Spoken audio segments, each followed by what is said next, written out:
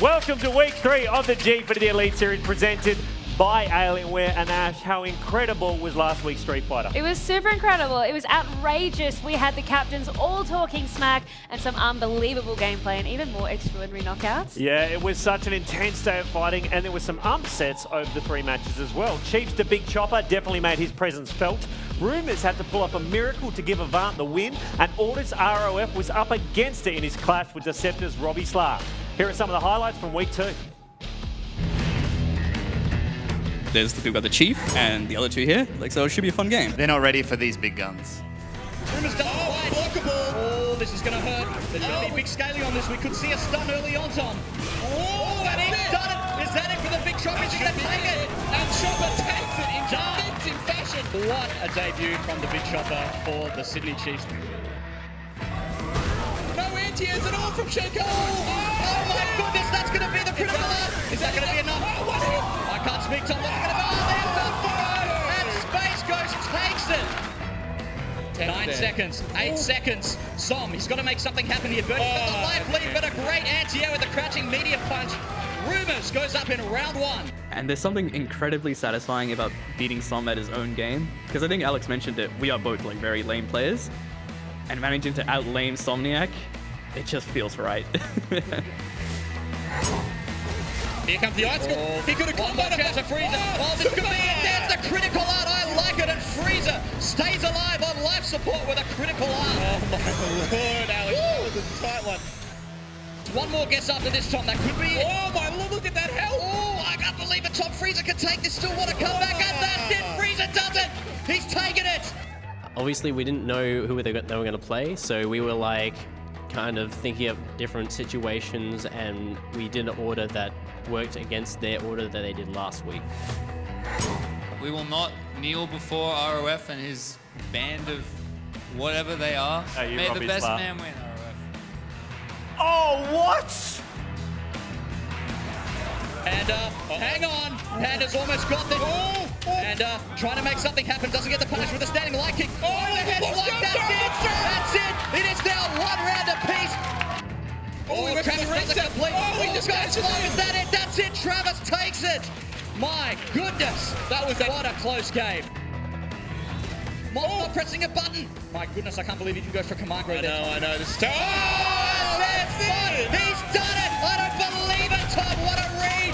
And ROF goes down. Oh my lord. I felt like he got pretty lucky. I missed a lot of meaties, a lot of confirms, yet somehow still had the life lead and was still in control of the game. But in the end, he got me with the Buffett Super and took the game. The last match against ROF was it was total chaos. Here comes Robbie. Enjoyable chaos, but I've spent the last week really trying to focus on the birdie matchup. Robbie! He's on fire, Tom! Oh my lord! Then what just happened? It was too fast! I spent a lot of time with other birdie players, Rumors from last week, and trying to expose ROF, I guess. Robbie do it! Oh no! And a big risk from ROF, but it pays off! In the end, my knowledge of the matchup just fell short. Come on, Robbie! Oh, that's it! Oh, Robbie! Oh my God! Robbie! With the breath of the century! Oh my goodness! Robbie! He got away with murder! Oh, Robbie! Oh no! I had the kill, and I just didn't punish accordingly. I didn't punish at all. I pashed the button too early because there was too much hit stun, and my move didn't come out. But he was so close. He was so close, wasn't he? Well, back at the analyst desk by popular demand. Huge round of applause for Krishna, guys. Give it up. I didn't know it was back by popular demand. I didn't know it was I don't know if it is either, dude, to be honest. But I was just saying stuff. Hey, man, huge week 2, though. And the Big Chopper definitely here and he means business, yeah? Yeah, leading the New Zealand invasion, which is going to turn out later this week. I can't wait. You know, a lot of people, when they first come to the stage for their first time, they kind of falter. They kind of slow down. The Chopper really didn't look like that at all. He looked like he was here. He was ready all along, like he was meant to be here. And he really stamped his authority in that set. That was a really good series as well. That's probably my favorite series that we've watched so far in the Gfinity Elite Series. I really love the back and forth, and Rumors pulling it out once again at the end like he always does. Yeah, it's Mr. Gfinity himself, of course. Yeah, looking forward to seeing him again. But yeah, huge stuff from the Big Chopper. He's got to be happy with that debut. Oh, definitely. I think he's more ready coming into this week. It'll be interesting to see how he goes up against the Deceptors and Robbie's team. And speaking of Robbie, I have to go back because we were just watching the package just then and heartbreaking. It's heartbreaking. When it happened in the audience last week, everyone just kind of and held their breath, and we were just, everyone was as crushed as he was, and I'm certain he's going to bounce back. I think we're going to see him take the takedown happen at some point, maybe. Well, the Big Chopper really definitely made a huge impact in his debut here with his skill and heavy-hitting gameplay. Our new Abigail made making his Gfinity debut. He came storming through with a victory over Rumors of Ghosts in the first game. Let's see if he can repeat it now against Space Ghost. The reason why I picked Abigail is because earlier on in the season, my actual main character, Zangief, got nerfed. So I was like, I'm shopping around for a new character. And then, hang on release, Abigail comes out, a guy that's even bigger than my character. And I mean, it fits my name, the Big Chopper, so hey, it can be the bigger chopper. And then, so I ended up picking up Abigail, and then he actually made it like my playstyle way better because of the one-touchness of him. So because I can touch you and because I can outthink you, if I find that one mistake, you can die off that one instance. Yeah, so that's why I picked Abigail. I think Chopper really outperformed his expectations, and he's a name to watch out for in the future. Here it goes, max power. Now he gets here comes a command grab. It's such a dangerous situation. He caught me sleeping. He got me with this move, which is called the running bear grab. They say the matchup is in Gal's favor, but as soon as Gal gets knocked down or makes a mistake, the whole game literally flips. He played really well, so props to him. Space Ghost, he's taking his hands off the controller. The Big Chopper ties it up. 3-all. Big Chopper, like the MVP for that week, taking 2 games against myself and Space Ghost in kind of a convincing fashion. Oh, and he's done it. Is that it for the Big Chopper? He's going to take it. And Chopper takes it in convincing fashion over Mr. Gfinity himself. Yeah, he outplayed us there. Big props to him. Yeah, no, it was just normal for me. Like, I've versed Rumors and stuff before and that, so I don't put them on a pedestal, I'm here to have fun and crack some skulls, so that's pretty much me. A lot of hype around the Big Chopper this week. We'll see if he can back it up. Right now, we're going to go to our casters. Ash is with them. Thoughts go out this week to Tom, who is off this week with a serious case of head lice. We're going to go check in. We've got Anthony Young replacing him this week. How's he doing, Ash? Are you sure that that's the right rumour? Yeah? Lice? That's true. That's what we're going with? Okay. Anyway, yes, obviously Tom is missing today. But guys, please welcome Anthony Ezekiel Young to the team. Welcome. Thank you. Thank you very much, Ash. Yeah. It's exciting to see you here. Yeah, it's good to be here. Very excited. I'm a player actually with Brisbane Deceptors. Yeah. But I got a call during the week from Gfinity. I don't know if you know her or anything, but she said yes. that Tom got... so I said I'd only be delighted to help out with the FGC family and get on board. It's awesome. Alex, are you excited to be teamed up with this guy today? I'm really excited to be here. Always great to have new faces here, and it'll be exciting. Anthony and I can't wait to get into the matches here today. It's going to be so awesome. Melbourne Order were at it again, and this time it was Travis Styles who weighed in with some trash talk. Some tough competition, but we will not kneel before ROF and his band of whatever they are. Oh, you want it as well? Oh my God, I have no power here. Deceptors, they're not going to win any games this entire season. So I have one piece of advice for the entire team. Take a page out of Robbie's book and become cosplayers instead. Speaking of cosplayers, let's go. So they're all talking those shorts. So what do you guys think of the shorts? It was awesome, right? Look, well, they asked for 3 words when we were up here before. My 3 words were I threw up. Those are my 3 words. All respect to his shorts, though. I just say been done before. Ooh, sharp tongue. So what can we expect this week? Look, we've got a great show today, Ash. I mean, we've got ROF and Travis Styles are back, of course. We've got Mont, the Laura player from last week, who performed a stunning upset against ROF with his great Laura play. We've also got Ghost Chips, the Bison prodigy from New Zealand. He's back from Season 1 of Gfinity. We've got another blockbuster day of Street Fighter V action ahead of us. I am pumped. Yeah, absolutely. It's a very pivotal week as well, Ash. It's the week 3 of the 5. There's 2 teams have 2 from 2 on top.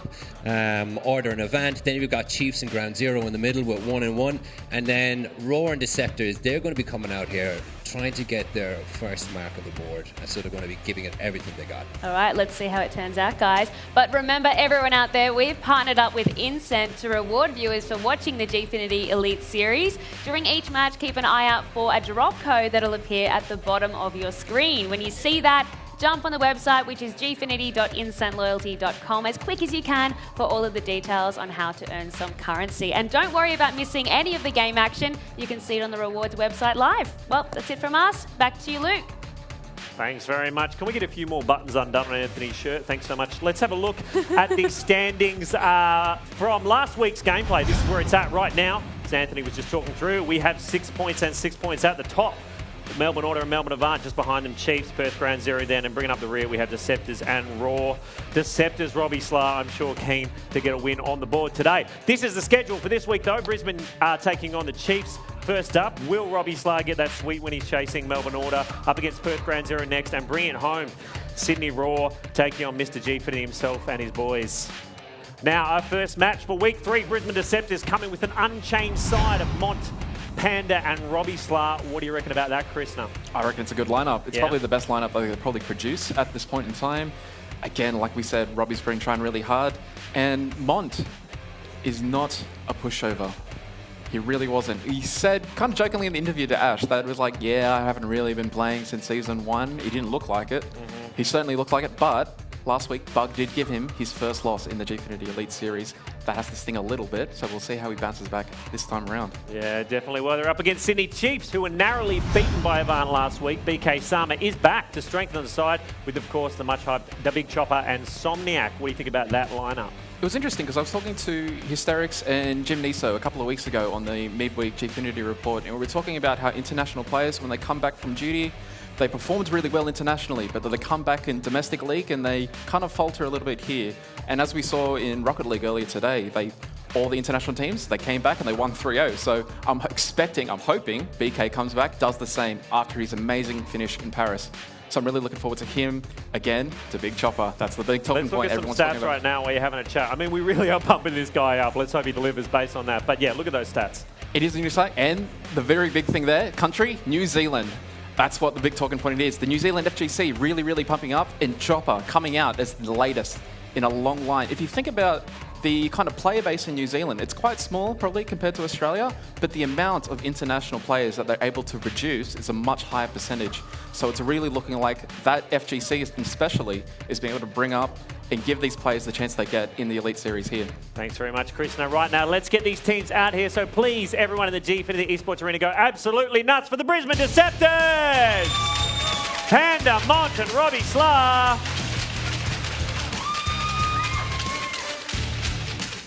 And taking them on today, go nuts for the Sydney Chiefs! The Big Chopper, BK Sama and Somniac. Robbie, I know it was tough last week. Did you go back? Are you in the zone? Are you confident this week? We're as confident as we can be, you know. I think last week was a bit of a shake-up for me, but it also kind of proved that I can do it, you know, that we can do it, and that we're not out of this competition, and we will do it the best we can, and I'm excited for the matches to come. Awesome stuff, Robbie. Now, Som, are you confident against this side this week? I'm happy for his enthusiasm, but I think it's time for him to bow out. Ooh, okay, well, let's get into the matchups right now. They're on the screen behind you, fellas. Let's have a look. This is how it's going to play out in the first match of the day. So the first matchup is Robbie Slar taking on BK Sama. Matchup number 2 is, look at my power, Panda versus the Big Chopper. Matchup number 3, drop it like it's hot, Mont taking on Somniac. Now, Som, I'm going to chat to you a little bit about this. Are you confident about that matchup? We've played a lot online, but you know, I generally win, so I'm looking forward to it. Yeah, but anything can happen. Okay, Mont, where's Mont? Mont over here. Oh, hood. Yeah, good. Yeah, bend down. That's nice and awkward. Here we go, Mont. Mont, what do you reckon? Character matchup. How do you feel about that? Online, I've been sandbagging, but here at LAN, these kids are not a problem, man. I've been doing this too long. It's too easy. Huge. All right, let's get on with the rest of the matchups. Matchup number 4, Robbie Slar's taking on BK Sama. Matchup number 5, Mont takes on Somniac. Matchup number 6, Panda taking on the Big Chopper. And the final matchup, if we get there, is Panda taking on Somniac. Okay, fellas, that's how it's going to play out. Get out of here, get in the zone, get ready. First match of the day, just after this break. Street Fighter 5, don't go anywhere. Coming up, Brisbane Deceptors go head-to-head with Sydney Chiefs. The whole Chief roster is quite scary, and they have a lot of potential. At the end of the day, we have to beat everyone. We have to go through everyone, and we can't be scared. You know, we can't allow ourselves to be scared. So Deceptors as a team, I think, have come together a lot better than last season. They're a lot stronger because they've got Panda and Mont on the team. They're definitely a team to look out for, and I think they will make top 4 this time around. Street Fighter 5, brought to you by Dare Iced Coffee and Astro Headsets.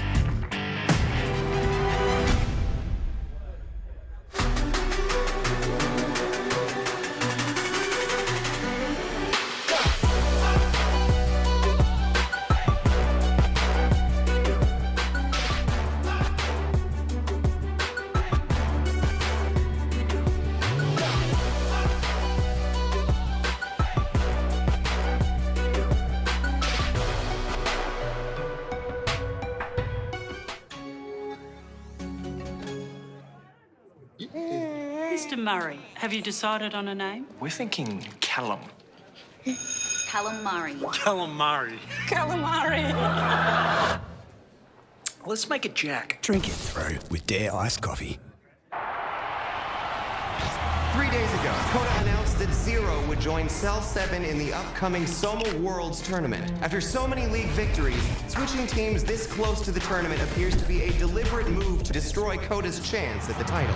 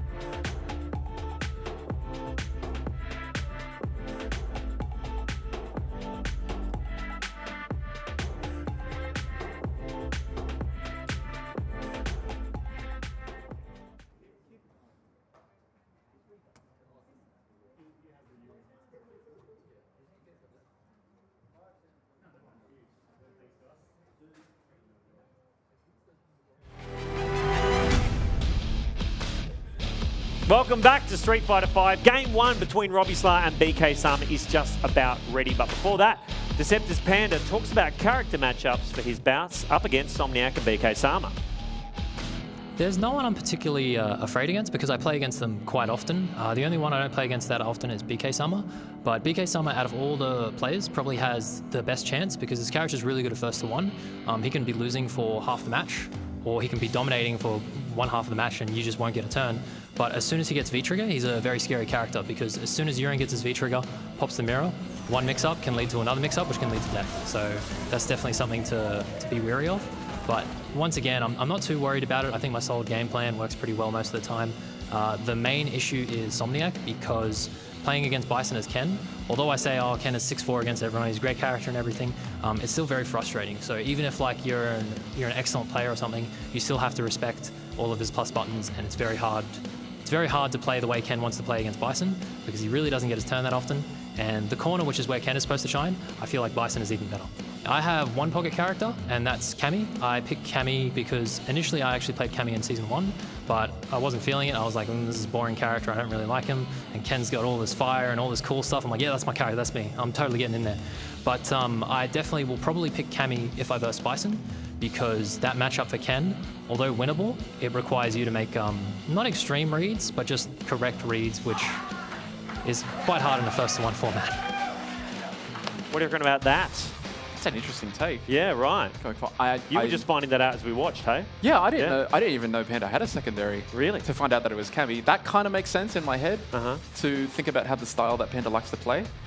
And I guess he is right that Ken is a difficult sorry, Bison is a difficult matchup for Ken in that instance. So counterpicking in that instance probably doesn't surprise me that much, but I'm just, you know, there's things that you do because, oh, it's comfortable for me, and there's things that you do because I just really need a different character, because I just need a different tool set. Do you have a feeling how this is going to play out? Do you have a vibe which team's going to take it home? I'm suspecting Chiefs is going to be okay, because Chiefs do like longer sets, and especially if they get to verse the same person twice, that's exactly what they're after, and they're going to have that for this one. So this lineup probably favors them, and I think their lineup is a bit stronger. So I'm not going to say 4-2 to the Chiefs. I'm going to back Deceptors. I normally don't back people, but I just want Robbie Sly to get a win. Come on. All right, guys. Yeah, keep that round of applause going. Throw it to the casters. It's time to fight. Thanks very much, Luke. It's game day here live from the Hoyts Gfinity Esports Arena as we kick off week 3 of the Gfinity Elite Series for Street Fighter 5. Hi, I'm Alex Hart. I'm here with Anthony Young, who's sitting in for Tom Scott this week. And before we get on with the first game, it's time to reward all you loyal viewers. Make sure you head on over to gfinity.incentloyalty.com and use the drop code on your screen to earn some currency. You've only got a limited amount of time to use the drop code GReversal, that's GReversal, one word, and get paid. You can receive 5 incents per drop code. Now, don't worry about missing any of the action because you can keep watching this match from the rewards website. Now, Anthony, Robbie is first up on the marquee. He broke our hearts last week with that game against ROF. What are your thoughts? He did. But he can take massive confidence from it, though. He showed that, yes, he can beat him. What affected it most was he went out with an absolute Rago style. ROF wasn't ready for it. That's right. right. If he does something similar today, I think that's what's going to play to his strength. All that trash talk from Travis earlier, and I'll tell you what, Travis better watch out because Robbie has been leveling up his game. He may not be the strongest player here, he may not be using the strongest character, but he makes up for it with sheer determination and heart. 100%. An underdog in every sense of the word. Robbie Slar is here, and he's got it all on the line. He's going to be going off against BK Summer in game number 1, the Brisbane Deceptors, versus Sydney Chiefs. Let's get into it, into game number 1. You can see BK Sama here is ready to roll. He's got Urian up on the screen. And he's going to head off against Robbie Sly in this first game, Brisbane Deceptors versus the Sydney Chiefs, as we kick off week 3 of the Gfinity Elite Series. It's going to be Alex versus Urian, and I tell you what, Anthony, this is an uphill battle for Alex. What do you think his approach is going to be at the start of this match, Alex? Just pray to God. Yeah. Pray that God is listening and that he has some buffs in line for Alex. Let's get into it, into round number 1. Both players letting the intro play out. It looks like Robbie's going to be using V-Trigger 1 here today. He did say to me before the match today he may be looking at V-Trigger 2 as a possibility, but it looks like he's stuck with V-Trigger 1 for this match. Here we go into round number 1. All right, opening fireball from BK Summer. He's just trying to keep Robbie out here for the moment. There's the dash in, that standing hard punch. Doesn't get hit with the crush counter. I like it. Robbie having a bit of trouble getting in at the moment. He's already lost 30%, backing off into the corner. He's got to make an approach here, Anthony. He looks like he's having a bit of trouble here getting around that wall, but it's BK Summer. Great jump in. BK's going to pay for that. All right, Robbie playing a bit more aggressively again, just like last week. I like what's going on, but he has to start taking some throws if he wants to make sure he doesn't get beat up in this first round here, Anthony. And that's what he needs to do. Oh, I love that anti-air. What an anti-air to get him out of... Oh, just wake up EX headbutt. No respect from BK Summer. He said, you might have had a good week last week, but I'm here to take out the trash. Round 1 to BK Summer. Very clean shimmy in the corner there at the end of the round to take it. Very good. All right, Robbie getting his composure there. Not too put off there about round 1. BK Summer's got his game face on. He's got 1 bar of meter there almost. Robbie trying to be a big opening there. Goes for the lariat, but BK Summer doesn't bite. Robbie pushing forward now. Still not biting. All right, there goes Robbie. All right, a back throw from Robbie. He's pushing forward now, trying to get some BK Summer action, but BK wakes up buttons.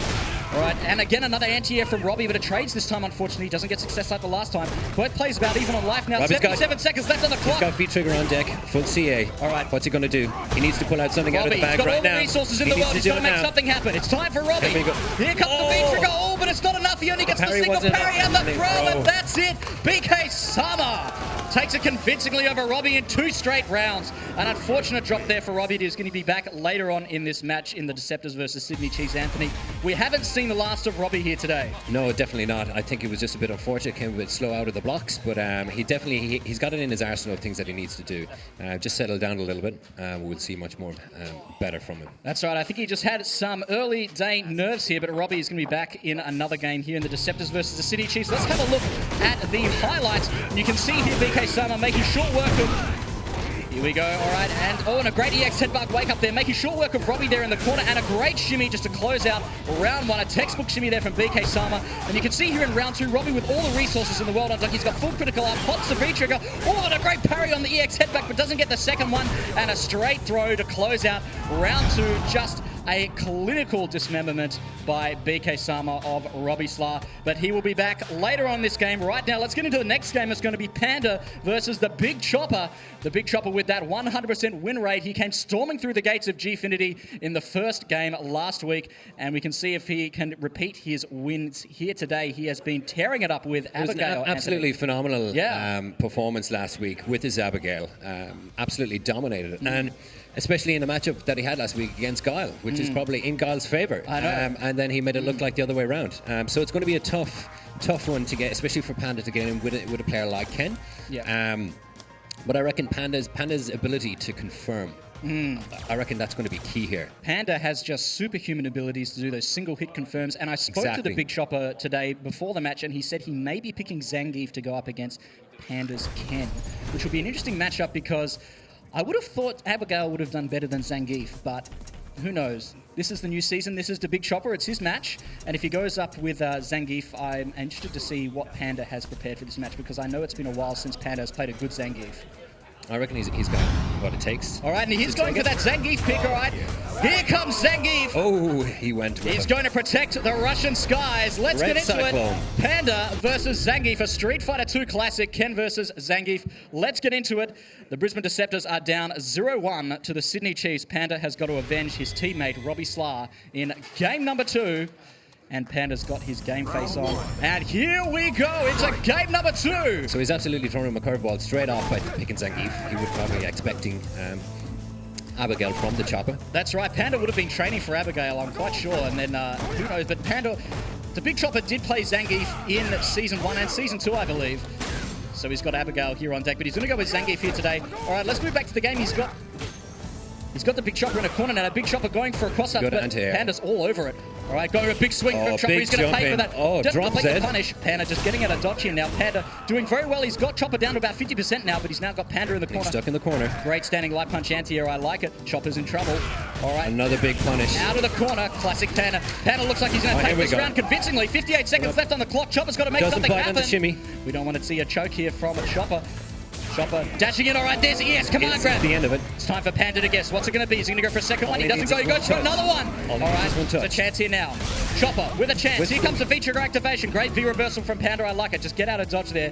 He's got to make something happen here now. Oh, I like it. Great air-to-edge. Doesn't go for the second command grab. Catches the backdash from Panda. Panda's in trouble in the corner, but he jumps back. Neutral jump. Round 1 to Panda.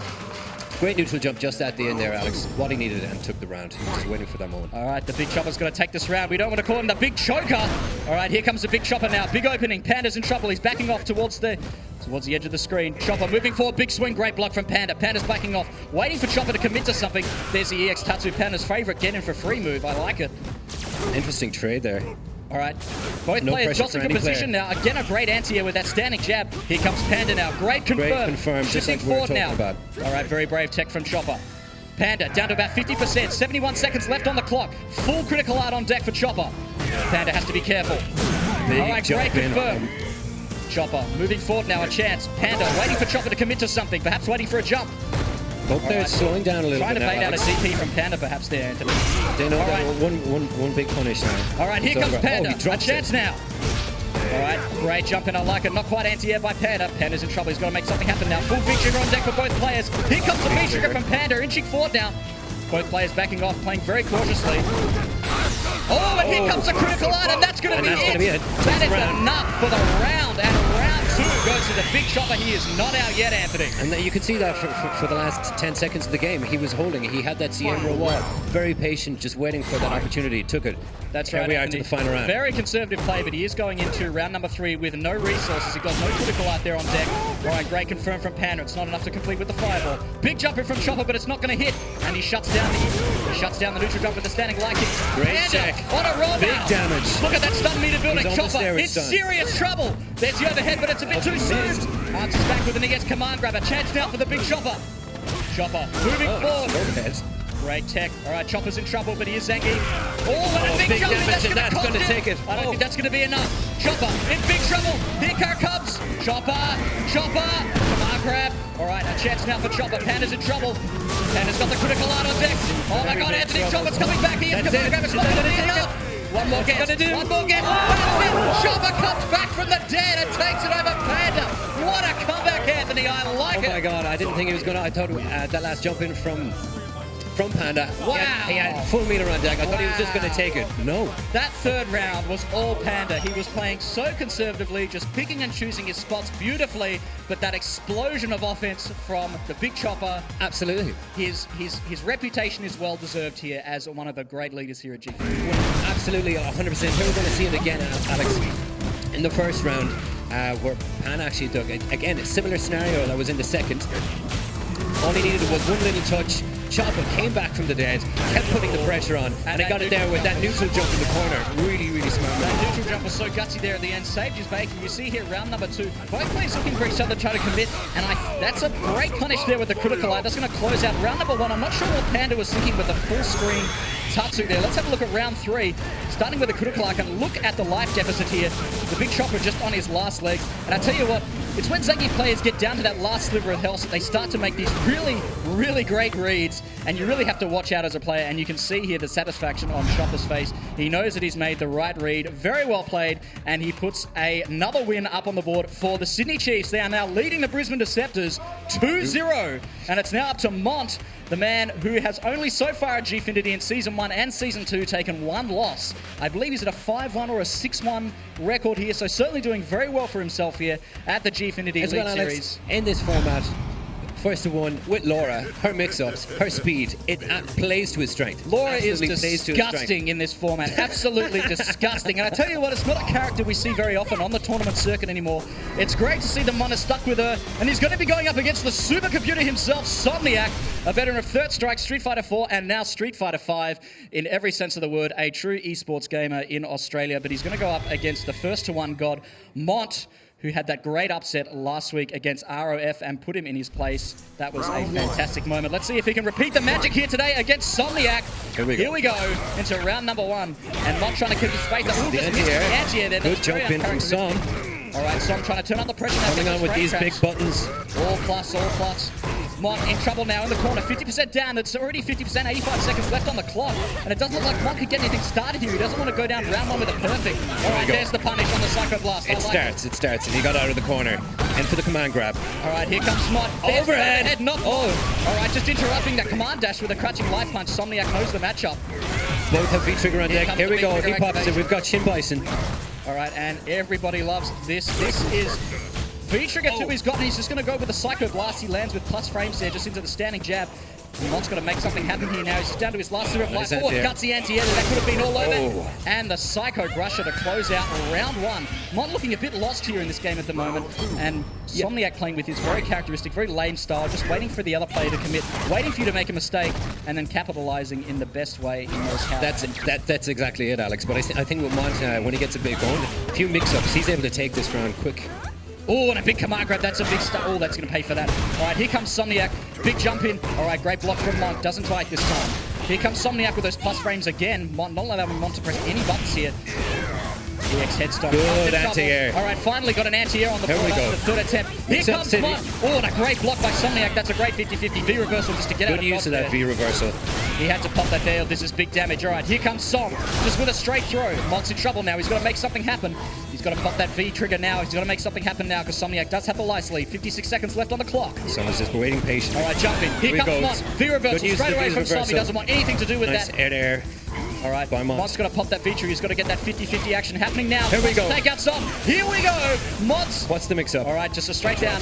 Delayed wake up. Goes for the big. Oh, he's going to pay for that one. Looks like it's going to be it. Som Alex. takes out Mont. And the Sydney Chiefs are up 3-0 against the Brisbane Deceptors, Anthony. That's clean sweep there. My goodness, what is going on? I'm not sure if Mont knew either. He was a bit stunned there in Som's gameplay. But fair play in Som. In the last one, he just waited patiently. He waited for him. He did what he said you were going to do. He's going to let him hang himself. And unfortunately, that's what happened. Yes, a very effective playstyle here. Somniac really invented the hang yourself playstyle here in Street Fighter 5 and using it to brutal effectiveness here. You can see You can see the health just melt away here. And at this stage, it was a very hard thing to ask for Laura to come back. All he needed was one touch. There was. And it almost looked like he had it here at the end, Anthony. He was getting something happening here, but just missed the follow-up, unfortunately. He did, and then that command grab with great neutral jump by Som finished it out. That command grab is so powerful for Laura, but it's a double-edged sword, Anthony. If he guesses wrong, and it gets sniffed out by Somniac, you can see here that is enough to lose the game. Somniac very happy with his win. He takes the Sydney Chiefs up 3-0 against the Brisbane Deceptors. And I tell you what, who have we got up next? We have here Robbie Slar back in the hot seat. But before we go back to Robbie, who's going to take out this next match, we're going to cross back to Luke and Krishna for the debrief. What have you got for us, guys? Yeah, Sydney Chiefs just too strong at the start. Let's have a look at how the scores have played out so far. We have 3 games down, and it's been pretty one-sided. BK Sama coming back strong. You predicted it, Krishna. You were right. Then the Big Chopper living up to his name.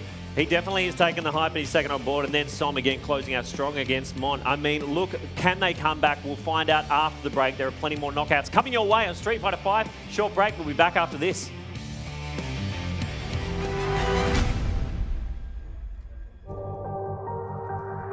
We create machines that make every experience more intense and real. With Intel Core processors so powerful, you can redefine reality. Because the best feature of a gaming machine is the power to make you forget it's there.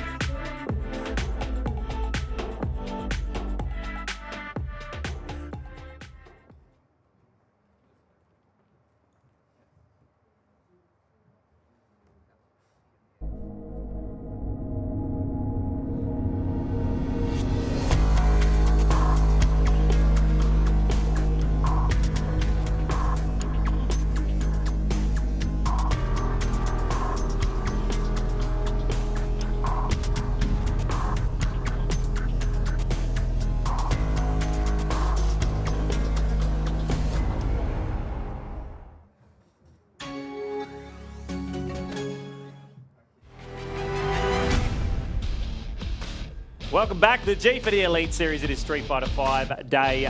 We are seeing a match currently between the Deceptors and the Sydney Chiefs.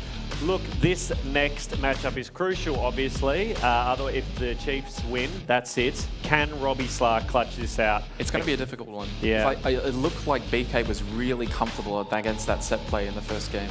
So I'm not quite sure what Robbie has to do. I want to say he can't play the way he would normally play. I want to see him take some bigger risks, maybe do some things that's a little bit unexpected. Looks like he's listening to you outside right his now, comfort man. He's zone. taking it on board. That's kind of, well, I'm staring actually at the character select right now, and BK's kind of dashing around at different characters. So I'm not quite sure what his plan is.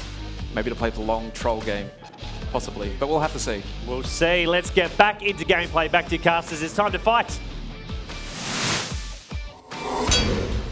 Thanks, Luke. The action continues here live at the Hoyts Gfinity Esports Arena as the Brisbane Deceptors continue their run against the Sydney Chiefs. But unfortunately, the Deceptors are down 0-3 at the moment, Anthony. And look who's up next. It is the man himself. It's Robbie Slar versus BK Sama, and the weight of the world is on Robbie's shoulders. You're absolutely right, Alex. You said it there. They're down 3-0. It's up team captain up against BK Sama, who's in form just after coming back from being in Europe. A lot to play for. I tell you what, Anthony. I wish you the best of luck. That's right. We wish Robbie the best of luck.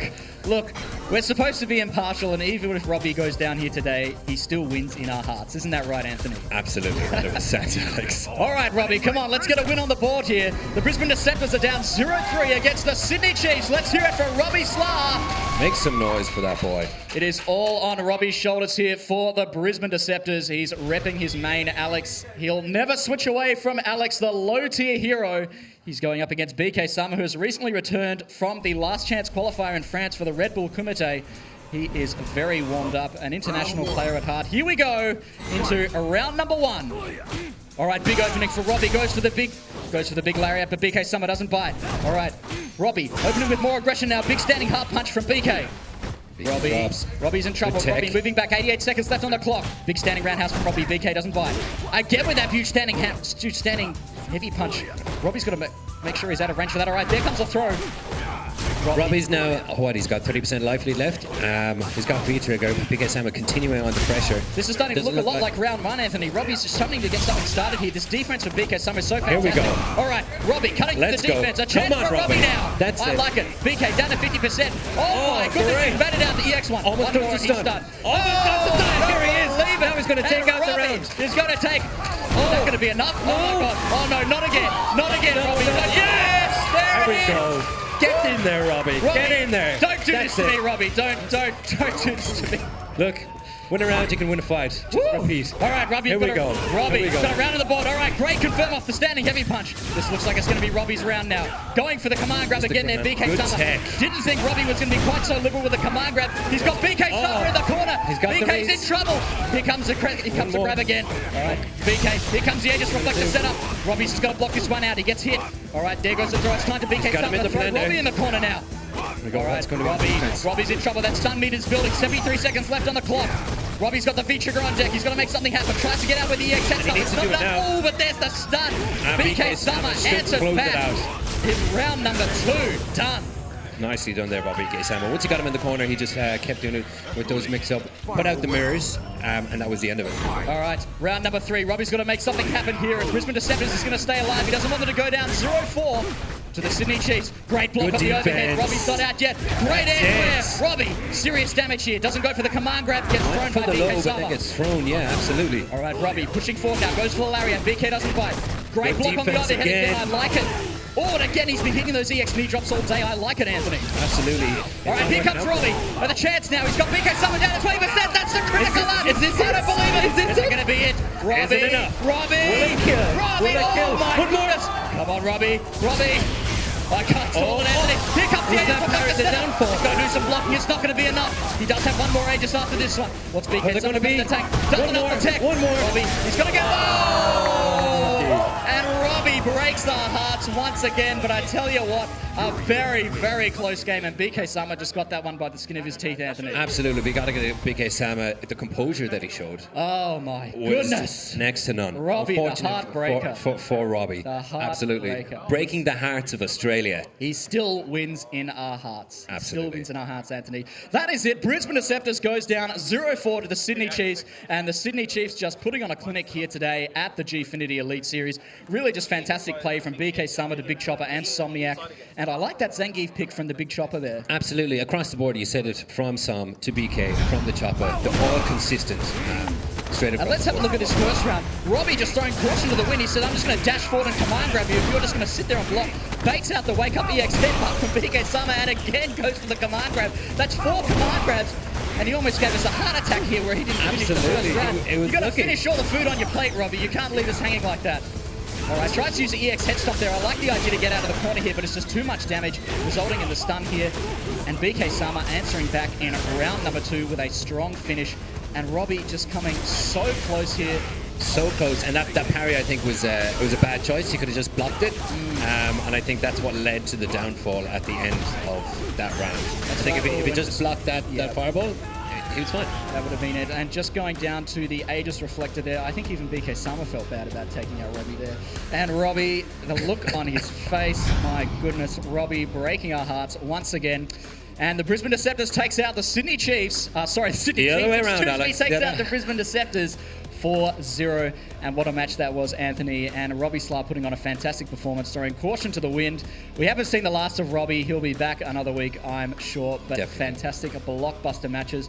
We're going to head back over to Luke and Krishna for the debrief now, guys. What have you got for us? My nerves can't handle it anymore, Krishna. I can't. I want it too much. I'm not meant to be biased, but it's just so close every week, Robbie. All right, let's have a look. This is how it played out. This is the scores and how it played out. So, yes, as we know, BK Sama, look, was just, that's the point. BK Sama was in fine form, really, is what's going on. And then Big Chopper next, and we got Somniac, and then BK Sama took out Robbie Slar. I mean, can he just roll over? Couldn't he have just rolled over? I can hear you angry under your breath as you're reading that out as well. I think I had to let go. Hey, let's go and check in with him right now. Ash, give him my condolences. Is he okay? How are you, Robbie? Luke sends his condolences. Every time it's so close. Like, what's going through your mind? A lot of things, I think a lot of things. It was close. We tried our hardest. The first match for me was a bit shaky, just not really getting in the groove. And then I think after we lost the first 3 games, I think we were a bit shaken. There was a lot of silence on the team. We were just kind of a bit like, okay, we've got to do this. Still positive, but there was a lot on the line. And I think in the end, that was really what let me down in that last game. Is just like a little bit of nervousness. Even there was a lot of unoptimal punishes and things that I could have just done just a little bit better just to clench that round out. And after that, I would have had full confidence in our team to come back from that deficit. All of the games were close, and it's hard to be disappointed in my teammates. I think there was a little bit of uncertainty with Somniac and using V-Trigger too. I think that caught us off by surprise, but in the end, I hope we put on a good show. Well, you definitely did, and I'm still waiting. You did mention you have some pocket characters. Are we going to see those in Season 2? I hope not. Why? Because Alex is my boy, I know he is. Alex brought us here, and I'm trying to hang on as long as I can. Well, I love that you guys are always in good spirits. You're always smiling. It's always a pleasure to watch you play, so thank you for chatting to me. Oh, thank you for having me. It's a pleasure. Back to you, Luke. Just so bloody lovable. Hey, speaking of lovable, he's just joined the Gfinity Elite Series and he's sitting here at the desk. Round of applause for the Big Chopper, guys. Come on, give it up. Dude, welcome to the Gfinity Elite Series, and what a welcome. You got to be happy with your form so far, yeah?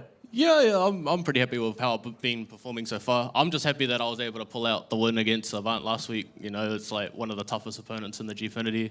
So yeah, being able to show what I can do against like really tough opponents. Week 1 of me being here is like, yeah, I'm ultra stoked about that. Are you happy with how today played out? Yeah, sort of. I'm just like ultra rusty with Zangief, so right.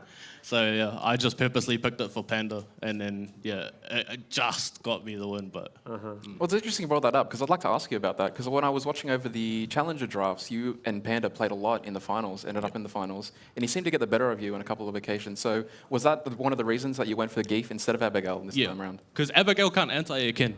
When he does the jump fierce, the only thing you could do is like parry it. The parry where he pops his chest. Big risk read. Yeah. So he just crosses you up and then he completely whiffs and then he gets a free CC punish and then I'm stuck in the corner and I literally just die after that. So at least with Zangief, I don't have to guess. Is the positivity of Lariat. But I just want to talk to you another thing because you are from New Zealand. You're here to represent the New Zealand contingency. I know actually they're all backstage now. It doesn't matter. Yep. But I'd just like to talk to you about how the FGC is doing over across the Tasman Sea. Oh, we're doing awesome. Shout outs to Dave and Standing Fierce. They're the ones who run the community over there, and they're literally the only ones that like keep us going and keep us grinding. Because without the events from Standing Fierce, there wouldn't be us. So shout out to those guys. Awesome. Well, let's get into some analysis of how that played out. That brutal match we just saw. Talk us through it, Krishna. Well, we're going to talk about one very specific moment, and that's the all comeback in one of the last rounds. I know you'd love to talk about that. And Keith, he's pretty much one of those comeback characters. Sorry about that, spitting on you. But really, really good Oki. And really, really nice. I just wanted you to talk to me about the decision-making you made towards the end there. Okay, so pretty much here, I just hard committed to like an armor move, and then I thought, okay, how am I going to make this comeback? I actually thought he would wake up super for chip, so I was able to get the punish on that, and then because I set that up the last Oki situation, I just thought just go in for a grab, the safest thing, because he knew I was going to either try to bait the super, or I would get hit by something. Is that the kind of things that you take into account with playing with your past experience against Panda to see, is he going to wake up? Because he had full meter there, as we saw. So were you afraid of Chip, or were you confident that he wouldn't press the button because he thought you wouldn't either? Well, Zangief, you just got to commit. You literally just got to roll the dice or I lost. So, no, like, I took into account, like, he tried to, like, get me off him, and he thought, he wouldn't just dash up and just do something when I've got full super. So, and then I was like, no. You guessed wrong. That's a good predicament you put him in. Yeah. Huge comeback, huge comeback. Well, Krishna, right now, it is time to choose an MVP for that match. All right, Krishna, fill me in. Who are your selections for some points and who wins the big one? I don't want to use the term charity point because I really love Robbie, but I'm going to give Robbie 1 point. You just said it, though. All right, anyway, go on. It's okay. I'm going to give Robbie my first point because I really did like the game that he just produced at the end, because he kind of did what we were talking about. He played a little bit differently to how he normally would, and I think it caught BK a little bit off guard. He was able to make it in the end. Speaking of BK, he's going to get my second point, coming back from Paris, looking very, very strong, not dropping a game at all. But, again, for taking out the anchor for Brisbane, I think that was the important part. The big chopper here is going to get my MVP for this week. Congrats again for you. Again, undefeated so far in the series. Are you looking forward to what's coming up next? I'm looking forward to missing order. So if ROF's listening, I'm coming for you, buddy. With the next one on the chopping block. But yeah, no, just going forward, I'm just always happy and being given opportunities to be able to show what I can do. So yeah, that's awesome, man. The big chopping block, I can't wait. Smashing ROF just quietly, but just quietly, I mean, I'm telling everyone. Hey, congrats to the big chopper for MVP for that match. Thanks to Astro headsets, including the new A40 and A50, which are being used here on stage at the Gfinity Elite Series. Now, Alienware have a new 15-inch gaming laptop that they want to give away to one lucky viewer. There are 9 ways to enter, and all that info is on the website, gfinityesports.com.au. The Alienware M15 is the thinnest and lightest 15-inch gaming notebook ever. So you could be the lucky one if you get your hands on it. It's all thanks to Alienware and Gfinity Esports Australia. Now, to be a top-level Street Fighter player, you've got to be mentally and physically fit. That's how Travis Styles from Melbourne Order keeps his focus and discipline. It's Dare Drink It Through time. Drink it through with Dare Iced Coffee. Travis Styles, looking like you're getting a nice workout there. I love what you've done with the dare. Mind if I have a go? Done. Okay, so that's... Pushing too many pencils, that's okay. So what was that? Pushing too many pencils, it seems. Yes, indeed. So you guys are up against Perth Ground Zero today. How have you been preparing for that matchup? Well, there's no need to prepare. We beat them 4-1, grand finals last season. Beat them again before at 4-1. They're free. No need to try at all. So have you been preparing any differently this week? Like, what's your training regime like? Just curling dumbbells, Don't need to practice the game at all, especially against them. Curling the dumbbells is fine. So is there anyone that you're up against in Perth Ground Zero that should be looking out for you today? I think, if anyone, I'm coming for Peter. He should be very scared. Watch out, Robs. Watch out. What do you say we arm wrestle out of here? You look warmed up. Ready? Son of a... Drink it through with Dare Iced Coffee.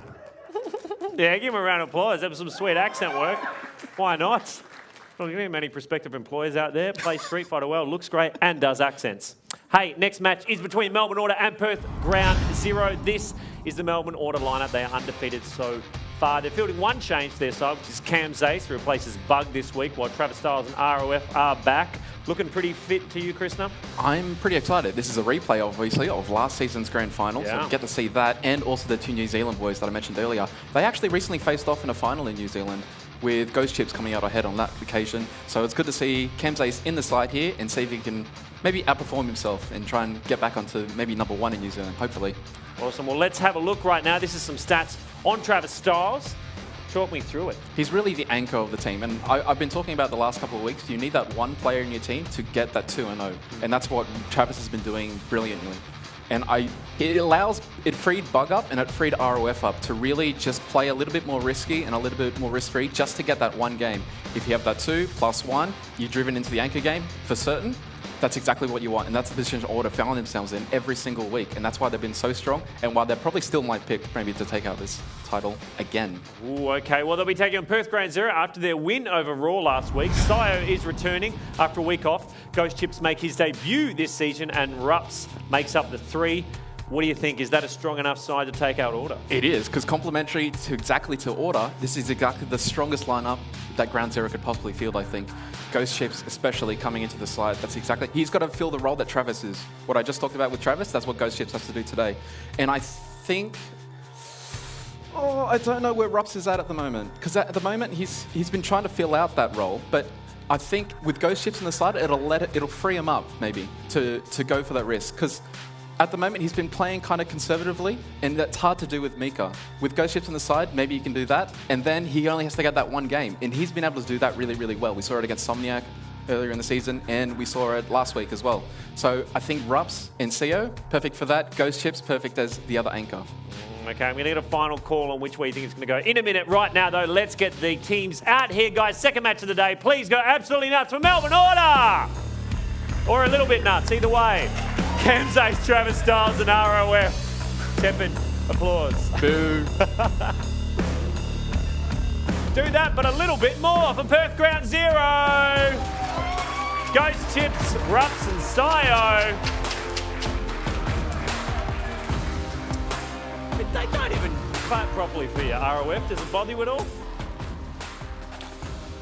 No, it shouldn't bother us I don't at even all. get to choose who I talk to anymore, You apparently. absolutely don't. And I just have one thing to say. He's gripping my hand. This is an assault. I mean, it's tough luck, but Ghost Chips is finally here, the best player on their team by far.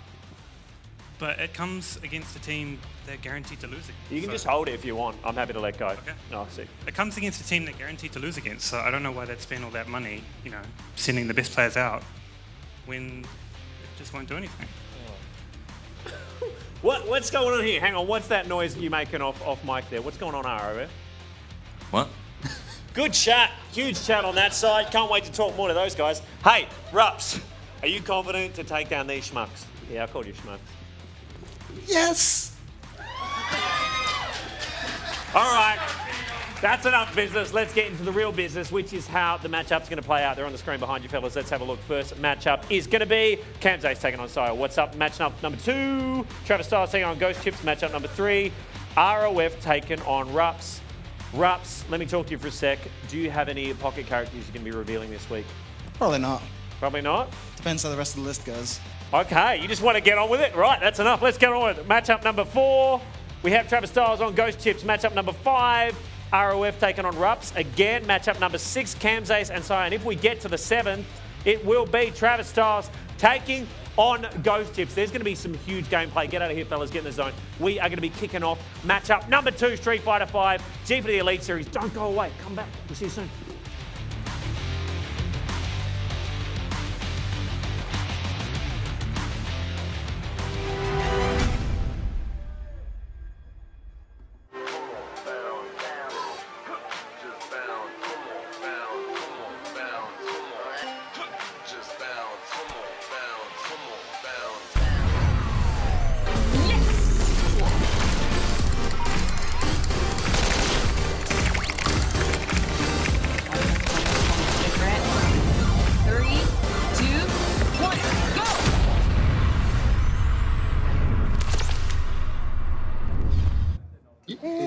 Mr. Murray, have you decided on a name? We're thinking Callum.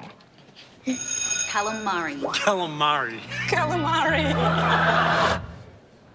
Let's make it Jack. Drink it through with Dare Iced Coffee.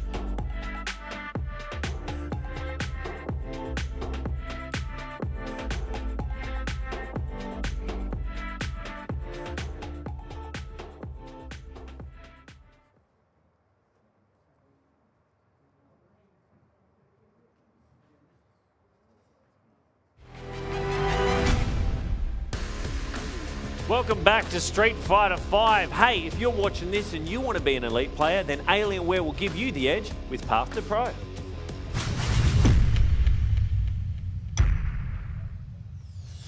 I'm Rumors, I play for Avant Gaming in the Gfinity Elite Series, and I'm here to guide you on your path to pro thanks to Alienware. A good starting point for anyone picking up a game is to pick a character you like. There's definitely value in just sticking with a character for a while. It's also good to pick up some secondary characters, not just to branch out, but also to learn skills and types of play that you wouldn't use with your main character, and maybe find a way to carry those skills back over to your main. When you're looking to improve, there's things that you'll be doing that you know are a mistake. Some of them will be readily apparent, whether it just be coming out of a loss, but even when you win, there's things that you can be doing to make that win even stronger. There's always something to improve. A lot of people do try and measure their success in, say, like the ranked online system. And to a certain degree, that does carry over a little. Ranked isn't all that determinative, just it's a case of, am I playing well? Ranked is a good way to practice, a good place to say, I want to try out this thing that I've been working on real people. Things that work in training mode are all fine, but when you have to play against actual people, just try it on ranked. Ranked is one place to go, but the best way to improve outside of that is to find lobbies. There's communities in Australia, which you can find games pretty much any time of the day against a range of players at any skill level. Ask for games for people who are way better than you, and over time, you'll pick up what you're doing wrong. Training mode is 100% the best place to figure out where you went wrong. Best of luck on your path to pro.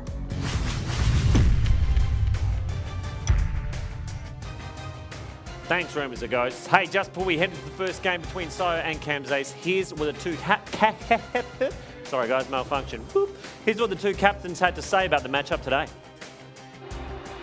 The ground zeros, the dream lineup would be Ghost Chips, Rups, and Sayo. That's going to be their strongest lineup for the whole duration of the tournament here. So if they rock that, it's going to be a lot more difficult to, I guess, win, but I'm still confident that we'll take it. So if they sort of bring out the players that they brought out last week, I'm pretty sure we don't have to worry as much. But if they bring out the top guns, we got to study a lot more and put a lot more into it. So it's really just depending on their lineup. This week we'll be playing against Order. We played them twice last season, and both times we lost 4-2. This time I think we have a better chance. I think we're slightly more prepared. The game has changed a little since the last time that we versed each other, and I personally feel a lot more confident. It's just a matter of playing well on the day and picking a good order of players and, of course, having a good roster of players with us. I mean, who do you feel confident in, Krishna? Well, I think Peter's right. I think this is probably a stronger ground zero lineup, not only because of the inclusion of Ghost Chips, but also the progression of the other players. And I've been racking my brain about this. I get to know the matchups in advance, and every single day I look at the street and I go, because normally I decide, okay, this match will probably go to this player, this match will probably go to this player, or maybe it'll be a wash. And I just went through the list and went, that's probably a wash, it's probably a wash, it's probably a wash, it's probably a wash. I have no idea. Every game could be 50-50. The one I'm interested in... So you have to decide, it's your job. Thank Go, you. decide. Quick, Krishna, who's it going to be?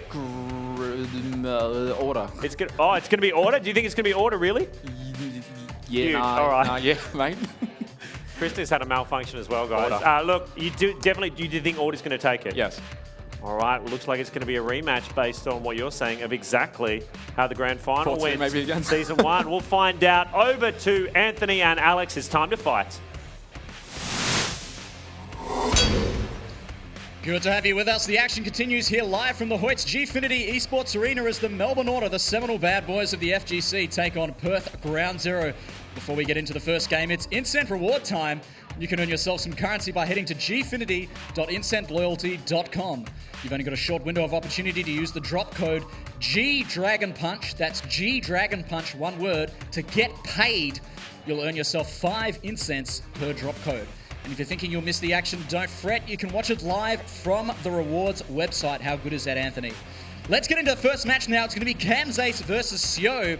Melbourne Order versus Perth Ground Zero. What are your thoughts about this one, Anthony? Really interesting one, and it's probably the highlight, I reckon, of this week with these two powerhouses. I think with Perth Ground Zero, absolutely, something Krishna mentioned, is having, it's probably their strongest lineup that they have. Having Ghost Chips here is a massive boost for the team. Huge. Yes, yes. He's also playing in that anchor role. Interestingly, also up against Travis Styles, which he's that anchor role for Order. Travis, in my opinion, is the strongest on the team. ROF is just a distraction. And if the guys can get into that mindset that just go and beat him, ROF, just a distraction. I like that sentence. I like it. Well, let's see what he thinks about that. But first of all, let's get into the first match. Camzace versus Sio. And it looks like Camzace has got Alex on the screen. Sio, of course, going with his trademark. No, he's gone back to Manat. Absolutely. I mean, he's a very fair and balanced character. All right, let's get into it. The first match, Camzace versus Sio. Sio's got to get in against Manat. This is going to be very difficult for Ibuki to get in. Very tricky, Alex. Very tricky for Ibuki to get in. Manat with that zoning, all her tools to keep her out. But if Ibuki gets in, her 50-50s... That's right. He's got to get in and he's got to stay in and really make life difficult for Camzace. But Camzace feeling very confident today. All the trash talk in the world this morning. And he's going into game number 1. Here we go. Camzace versus Sio. Melbourne Order versus Perth Ground Zero. Big jump in from Sio already to start the game. Camzace is backing off, trying to keep that distance between himself. He does not want to let Sio in with Ibuki and her deadly 50-50 mix-ups, especially once she gets that V-Trigger 2 up and running. Absolutely, you're absolutely right. Once that V-Trigger 2, in trouble. But here we have Camzace just staying at that range where he can just use his normals to keep Sio out. Keep Sio out, and both players about even on life now. 69 seconds left on the clock. Still Sio just struggling to find a way in at the moment. Camzace feeling confident going in, playing the neutral game with Ibuki, which is very risky at this point. All right, great sweep. Here comes Camzace trying to set up something here. Oh, and Sio falls for it. That's going to be big damage. One more. Sio's in trouble now. Sio, he's going to pop that V-Trigger, but it's going to be stun already. And he dies with a full V-Trigger on deck. That is an unfortunate drop, Anthony. Absolutely. I think Sio is going to come out and he's just going to go ham. You think he's going to go ham next round? Let's see what he's got. He needs to. He's almost got that full critical out on deck as well, so if he can pop that V-Trigger 2 and get the critical out as well, he's going to be well on his way to winning this one. Camzace doing very well keeping Sio out at the moment. Great jump back, but he's finding himself in the corner now. Sio going for a frame trap, but Camzace is out of there. Easily reloads, he's going to pay for that reload. Doesn't capitalize. Camzace again, throwing out the orb, great anti-air. And it's typical Manat, just chipping away, tipping and tapping all the way. And if you look at Sio's health bar, he's down to 50%. That's right, all right, he's got that full V-Trigger on deck now. Sio just looking for an opening to pop that V-Trigger. There it was, but just gets a trade, unfortunately. He needs to dash it with a crouching medium kick or a crouching medium punch. He's in real trouble, Alex. He's in real trouble. Oh, and again, that could have been an activation. All right, okay, here we go. Kunai. This is his last chance. Sio's got to make something happen here. Gets to the other side. Here comes the V-Trigger activation. This is it, Anthony. Sio's got to make something happen. Goes to the other side. Camzace doesn't bite. Here comes Sio again. Great tech. Oh, he got the trade. And he takes it. Sio goes down. Camzace taking it for Melbourne Order in game number 1, Anthony. Very cool, calm, and collected Camzace there, man. So could have gone the other way. So could have gone the other way. Good defense in the end. One of the most frustrating characters in the game to play against. Manat is an expert at keeping you out. Very much like Dalsum, except she doesn't have a hurt box on any of her limbs, which makes it even more fun to play against. Yeah, and you saw how much Sio struggled there with just Manat's normals, keeping him out, chipping away, a little bit of health here and there, and then he's in trouble. That's right. All right, let's have a look at some of the replays, and you can see Camzace just picking away at Sio's health here with these mix-ups, and look at that stun meter just building, and just a straight, I believe it was a standing, yeah, there it is. And that's it. Just to finish out round 1 with a stun. Sio looking a little bit confused as to how to get in. He gets something started here, gets the V-Trigger started, gets a 50-50, but Camzace opting not to tech there. Very brave not to tech a neutral jump there. Sio trying to and that was such a good tech right there. If he didn't tech, he would have been dizzied and he could have taken the round. Yeah, that's it. And I really think that was a beautiful tech there. All right, let's get into the second game now. It's going to be Travis Styles versus Ghost Chips. Travis has been lifting all those Dare Ice coffees. He's ready to roll.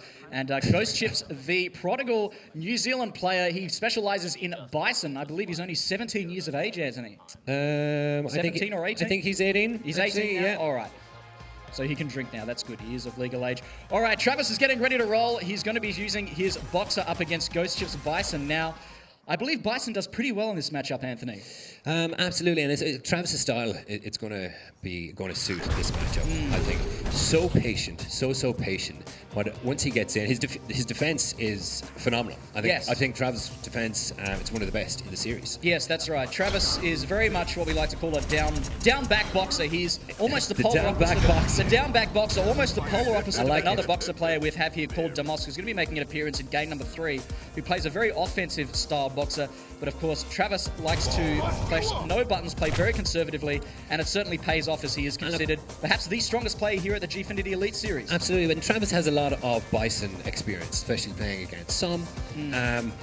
But when he needs to, obviously, he's going to be so patient. He knows when to come in with all of those big buttons from Bison, all of those plus frames. Travis knows those. Yes. So I think this particular one is going to be in his favor. But then, look, Ghost Chips, he's the strongest on the team. If he's going to stop Travis, it's going to be him for the All team. right, it's got to be Ghost Chips. He's got to get something happening here out the door against Melbourne Auto. They're up 1-0 against Perth Ground Zero. Here we go into game number 2. Melbourne Auto versus Perth Ground Zero. Travis versus Ghost Chips here. All right, great jump over by Travis, but Ghost Chips doesn't bite. All right, Ghost Chips waiting for Travis to commit to something here. Ghost Chips doesn't play quite as conservative as Somniac with his Bison. He does tend to inch forward a bit more, play a bit more offensive with Bison. And look at these dash punches from Travis, trying to bait out something from Ghost Chips. All right, Ghost Chips inching forward now. He's got Travis in the corner with these plus buttons on Bison. Now Travis is in trouble. Ooh, opposite coming down and he's out of the corner. What a fantastic jump. Knew that Ghost Chips was going to teleport just at that moment. And Ghost Chips already down to 40% life. 65 seconds left on the clock. Now Ghost Chips is in trouble. Travis turning up the volume now. Oh, you have to see. You do not see Bison in the corner very often. And here comes Travis, straight with a crouching jab. And just like that, round 1 is over. 58 seconds See left. that anti-air by Travis while in the corner? He just won in the round. Travis is playing so well here. All those Dare Ice coffees are paying off. All right, big swing opening from Travis Styles now. Ghost Chips has got to win this round if he wants to put a game on the board for Perth Ground Zero. Travis is a big believer of letting the other player hang himself. Yes, yes. His defense is so good for that, but he's also able to just turn it on. All right, here comes Travis. All right, great crush counter. Caught Ghost Chips pressing a button there, perhaps out of desperation. Ghost Chips finally resorting to the Good V-reversal. defense. Great block on the overhead. That could have been lights out for Ghost Chips. Here comes Ghost Chips. EX bicycle kick out of the corner. Psycho X to move forward. Another great jump on that teleport. He's 2 for 2 on those now, Anthony. Similar health now, going in, 65 seconds on the clock. All right, both players about even on critical art now. That V-trigger now is in play by Travis Styles. He can make something happen. You can possibly close it out, but he's only got about 10%, 50% life left. Ghost Chips has got to pop that V-trigger, but doesn't have anything left. He's using it on the V-reversal. Travis is in trouble. This could be the round for Ghost Chips. Oh, what a great shimmy there. There you go. Ghost Chips.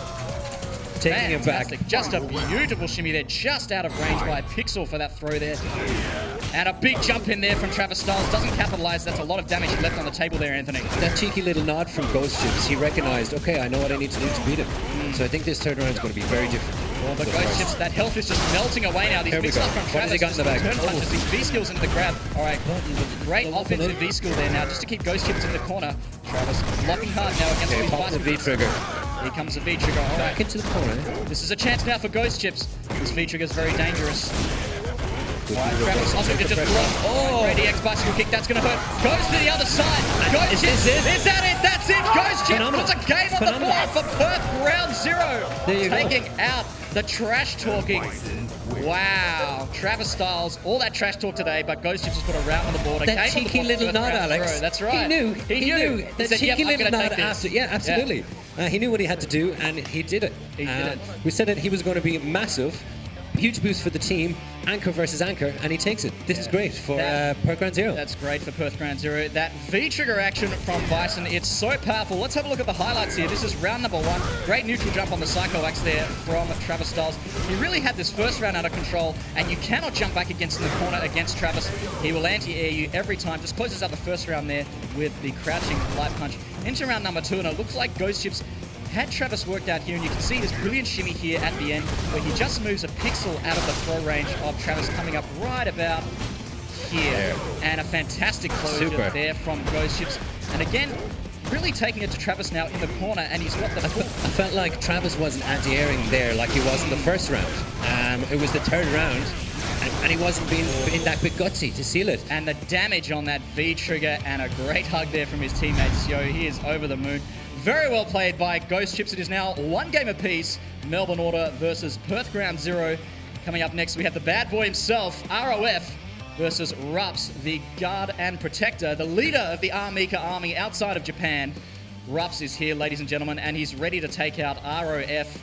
ROF, of course, has plenty of practice against Armika. He's played Peter a lot online over the years. Peter's got his work cut out for him, Anthony. Absolutely, but I think Rups is getting into form. He's sounding confident. He believes in himself. He believes in his team. And right now is the exact moment that he should deliver on what he believes in and show the team I know that he doesn't like this matchup against Birdie. He does have a couple of alternate characters he can use. I know he did play Alex in Season 1, which was an uphill battle, I have to say. He also does have an Abigail, but I spoke to him before the match today, and he indicated that he was going to stick with Armika. He was pretty sure he was going to stick with Armika for this match. Yeah, and I think like he has a lot of fun with Armika, and he has somewhat success with her. Yes, absolutely. No, he's a very, very strong Armika player. Look at last week. Yes, absolutely. CA let's talk about the V reversal. It was a critical art punish on a V reversal from Demos, wasn't it, Anthony? That was absolutely sick. If you haven't seen that match, go back and watch it. It was Rups versus Demos, and Rups just closing out that match in just brilliant style against Demos with a critical art on Demos V reversal. You don't see that very often at all. Just some of the highest level play. Really just fantastic play from Rups. And I don't see this from Rups when I play him online. I think he sandbags against me, but when he comes here, he just pulls out all the goods, and that's what we like. That's why he's here at the Gfinity Elite. And you know what, Alex? I want him to pull out the goods against this guy, Rob. I'm sure he's got it here today. Peter is an absolute unit, and he's ready to put ROF in his place once again. And there's his favorite character, Armika, on screen. He is locked in. But ROF is no stranger to danger here at the Gfinity Elite Series. He's used to being challenged by top-level players. Here we go. It is one game apiece, Melbourne Order versus Ground Zero. Whoever wins this next match will go up 2-1. It's ROF versus Rups. And this is a very important match. I know Rups has got plenty of fans here in the audience. Let's get into it. Game number 3, ROF versus Rups. Here we go. Oh, great opening throw from Rups. He's getting straight into it, going a bit yoli there, Anthony. Absolutely, straight in, and that's what he needs to do. All right, throwing down the Banana. Rups opts to just block it straight away to get it off the screen. All right, Rups just playing his classic see what happens style, just trying to get Rups to commit to something here. Both players been really patient. All right, there's a command grab. He loves to go for those after the reset. Roth pushing forward now. Just slowly pushing Rups towards the corner now, just inching away. All right, big commit. All right, he's going to reversal that straight away. Doesn't want to deal with the 50-50 after that. And look at this health just melting away from Rups now. You can see Roth very economic with his movements here. Just hasn't made much. He's got Rups in the corner now. Rups is in trouble. There's the slide. Here comes the V reversal. All right, here comes the V trigger.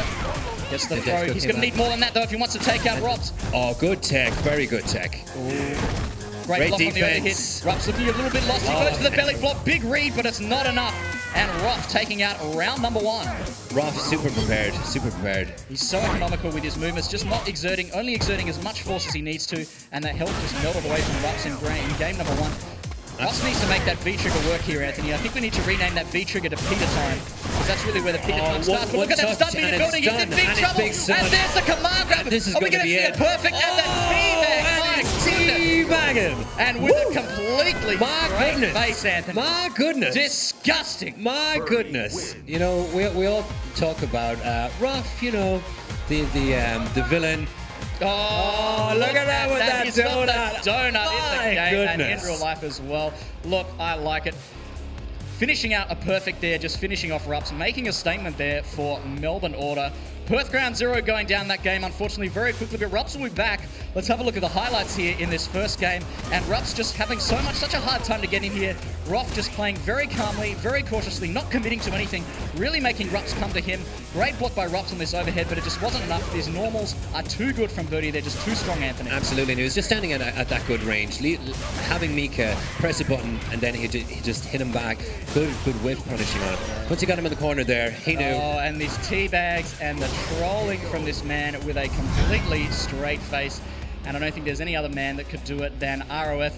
Very well played by him. We're going to go to the next match. It's going to be Travis Styles versus Ghost Chips. The run back. The run back. That's right. So these two played a moment ago. Ghost Chips, of course, took it narrowly over Travis Styles. I didn't think Ghost Chips was going to clutch it out, Anthony, but it turned out that he did. Yeah, he did. He looked at that cheeky grin. And then he did it. Yeah, but that's enough from us. Yeah. We're going to go over to Luke for the debrief.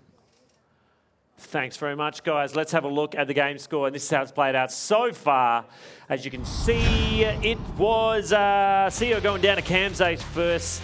Then we had Travis Styles. Ghost Chips is back and he means business. And then Rups. And that perfect KO just then from ROF. He is on form today. Yeah. Right, don't go changing. We'll be right back in a minute with Game 4. Travis Styles is going to take on Ghost Chips again. Gfinity Elite Series. See you soon.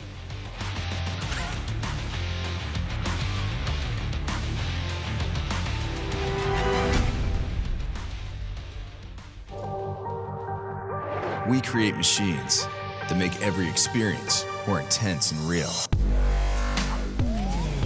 With Intel Core processors so powerful, you can redefine reality.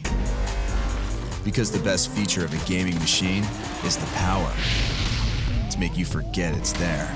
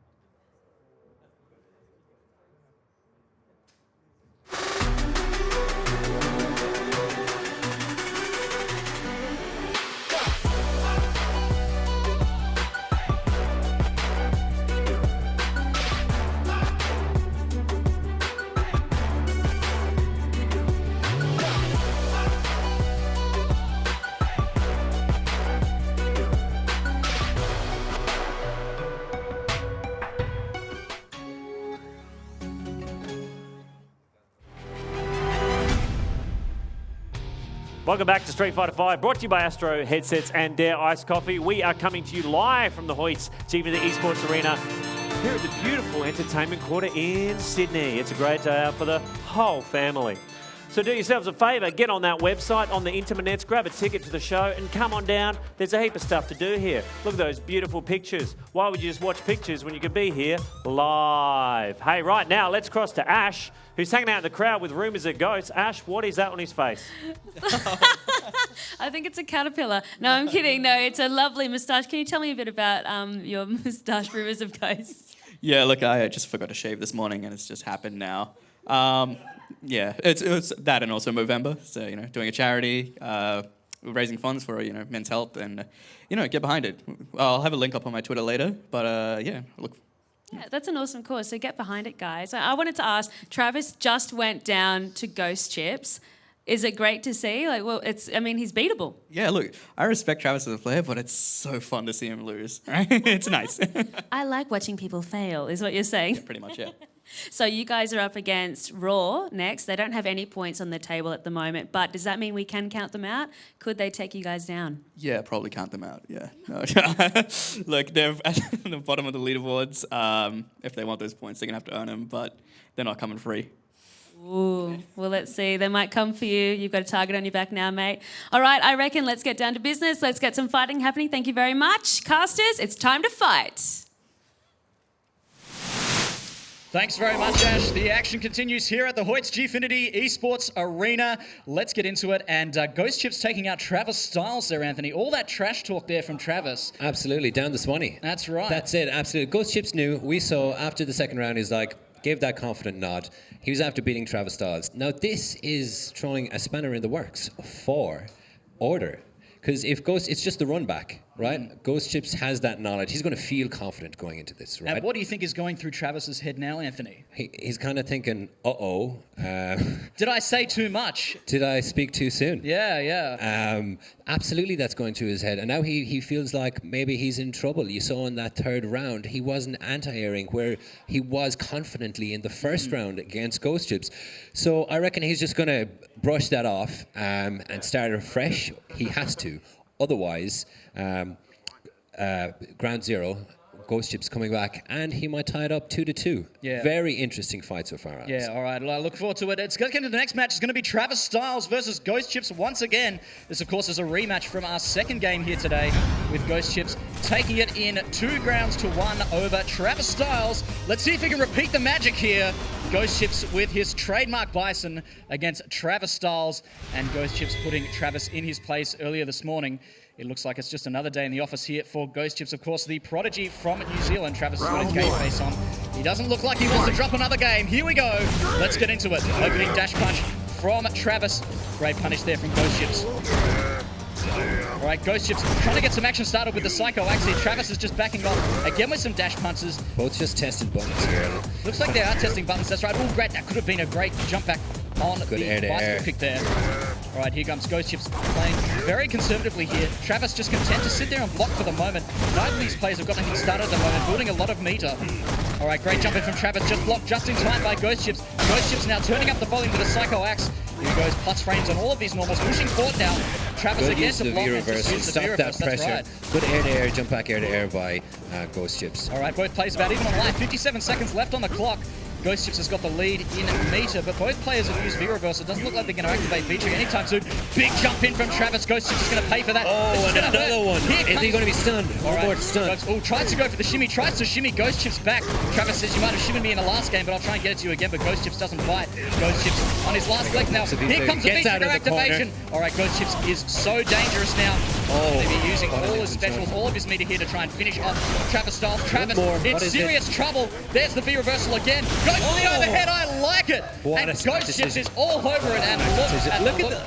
It went from a smug a satisfaction nod on his to face, a smirk. Anthony. That's right. Absolutely. He knows. All right, Travis in danger of going down in straight rounds here. All right, that's going to be a punish on the slide. That is unsafe. Ghost Chips getting a bit ahead of himself there in the opening round. And look at the confidence now that Ghost Chips is playing, really pushing forward, trying to keep Travis back into the corner now. Travis has been going to that V-reversal all day. Ghost Chips has been depriving him of V-meter and trying to fight back with a target combo here. Both trades, big jump in again. That's the second one. He's got a big one. There we go. Doesn't That's go for gonna the be overhead good tech just by yet. Ghost Chips. All right, he's jumping back. Ghost Chips down to about 50%. And he's just standing there, comfortable in the corner. That's right. Travis is not pushing.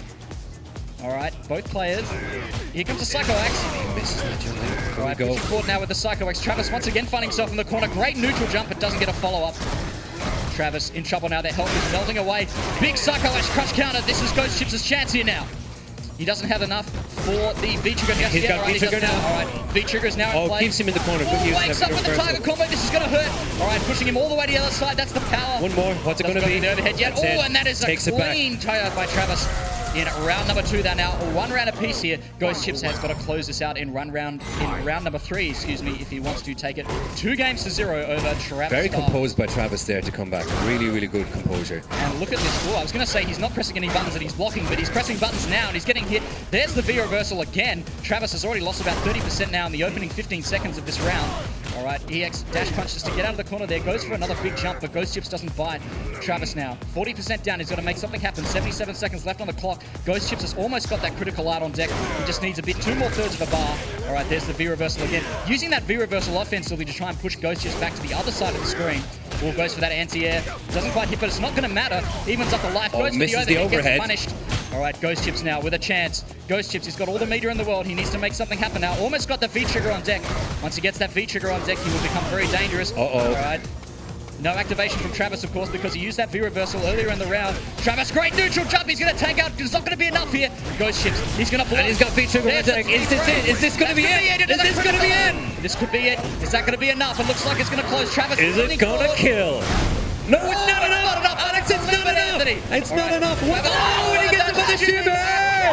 Woo! And he's 2 for 2 on those shimmies. I like it. My goodness, and my speaking goodness. of 2 for 2, he is 2 for 2 against Travis Styles.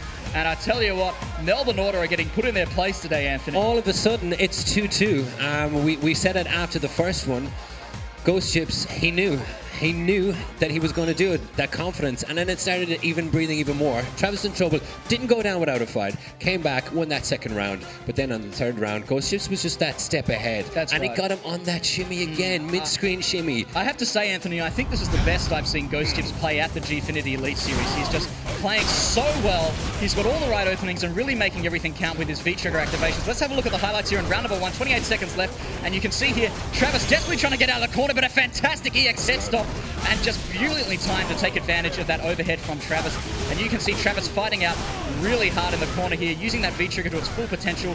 Great jump in and a fantastic frame trap there to close out round number 2 against Ghost Chips. But Ghost Chips is making it work here in round 1, and I have to say, honestly, I thought this would be enough to close out the match. Travis had so little health left, just a little sliver of health left. He had a real Robbie Slar moment there, I think, and a shimmy to close out the third round with a standing medium kick, just to close out round number 3. And you can see there a great hug from Sio, his teammate, feeling very satisfied with himself and well-deserved, I have to say. Let's get into the next match. It's going to be a rematch of game number 3. It's all about rematches here today in Melbourne Order versus Perth Ground Zero. It's going to be ROF versus Rups. And I have to say, I don't think Rups is going to be as much as a pushover in this match as he was in the last one, Anthony. No, I don't think so. The last match, it didn't go quite as well as what Rups wants. So obviously, he lost 2 straight, especially that perfect. He needs to change. He can't just sit back against Birdie. It just doesn't work like that. Mika needs to get in. Once she's in, great. But she needs to get in. Roth now is super confident. He's super comfortable. He doesn't have to do anything. As you said, super economical in terms of his meter. His spacing was on point. Will we see a change? I think we're So he's going to go with Armika again. Armika, and he had such a fantastic week last week. Let's see if he can repeat the magic here. And I tell you what, he did go down quite brutally in that first game, but you see, once Rups gets warmed up, he needs to rediscover that Peter time that he found last week here at the Gfinity Elite Series. This is going to be the rematch, and the steely look of determination on Rups' face we could see earlier. He is ready to go. But ROF looks like he's about to yawn. Yeah, he's looking tired there. Don't take this from ROF, Rups. All right, here we go. There are 2 games apiece here, sorry. Melbourne Order versus Perth Ground Zero, and a big opening from Rups. He's a lot more active now in the neutral game, really taking it to ROF. ROF just pressing all the buttons here at the moment. Oh, and that's going to be a punish. He's going to pay for that. Rups has got ROF in the corner now. Here comes the pressure. Brimstone. ROF not opting to press any buttons, being very patient. Rups again trying to push the offensive here. ROF not pushing any buttons here at the moment. Slowly walking out. All right, both players even on health now. 72 seconds left on the clock. And look at this meter build from both players here. Both players almost got full critical art and full V-trigger. Both players have very effective V-trigger. Here comes Rups. Doesn't get anything off the Nadeshko. Oh, he's going to pay for that. And here comes ROF. Big damage on Rups. Down goes the can, but Rups doesn't want anything to do with it. He saes, I don't care about you. Ooh, but that's going to hurt. He does get armor in that while he's in V-trigger. All right, Rups is in trouble now. He's got to make something happen. Oh, what a fantastic rainbow typhoon! ROF wasn't ready for that. Oh, and Rups making a statement here against ROF. He says, I am not going down easily in this game, and ROF with a little bit of a smile on his face. Let's see what he's got in round 2 for Rups. Rups is already with a round on the board. All right, no confirm off the standing medium punch. All right, big standing heavy punch. Trying to keep Rups out now. Doesn't want to deal with the 50-50s from Rups. Here comes the command grabs from Rups. He's been a lot more active with those command grabs. That's right. He doesn't use them very often. All right, the back throw from ROF. It's time for Rups to block. He's in trouble now. He's in a lot of trouble. Catches Rups with a meaty on the wake up there. All right, Rups holding the back off now. Oh, straight out. Doesn't give him a chance. He knows about that can. Doesn't want to give him a chance. Right back at you. He knows what a great offensive tool that is for ROF. All right, here comes Rups with a chance now. Turning up the offense on ROF. ROF looks like he's in trouble. He's trying to get away. All right, Rups. Oh, but armor's up. Just wake up, and that's going to be it for round number 2. And ROF takes it convincingly. One apiece. What's Rups got to do in round number 3 here, Anthony? He just needs to keep great use of that EXP to get through the can. He needs to be putting out reads like this. He's got that critical art on debt here as well. You can see he's got full meter. He's got all the meter in the world, whereas ROF is at a significant meter disadvantage here. This is Rups round to take here, Anthony. Absolutely. If Rups starts to go in, going hard, it's going to be all over. All right, you can see this round very quick. This round is slowed down a bit by both the players. They're playing a little bit more conservatively as they know this is the final round. All right, great standing heavy punch. Rups trying to dash forward, trying to get in that. He's got all that meter with Ruff. He's got no meter to work with yet. Oh, all right, Rups with the chance now. Here comes a critical art. This is going to be big damage on ROF. This is going to take him down to about 20%. Rups He with a chance now. He's got to close What's it it out going to here. be? What's it going to be? Oh! Okay, the armor. Here comes a V-trigger activation from ROF. He's not out yet. Hang on. He's still living. All right, here comes a command grab. We're going to see a second command grab from ROF. What's it going to be, Anthony? Yep, Just a straight throw, and that's it. Straight. ROF answers back, and Rups goes down in game number 5. And that's what a win. 3-2. That's it.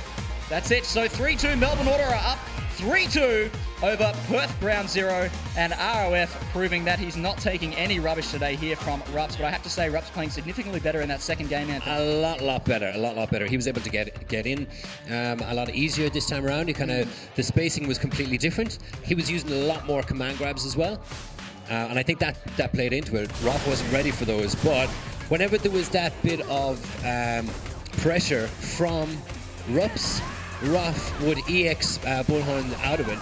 I feel like Rups could have baited that a bit. Yep.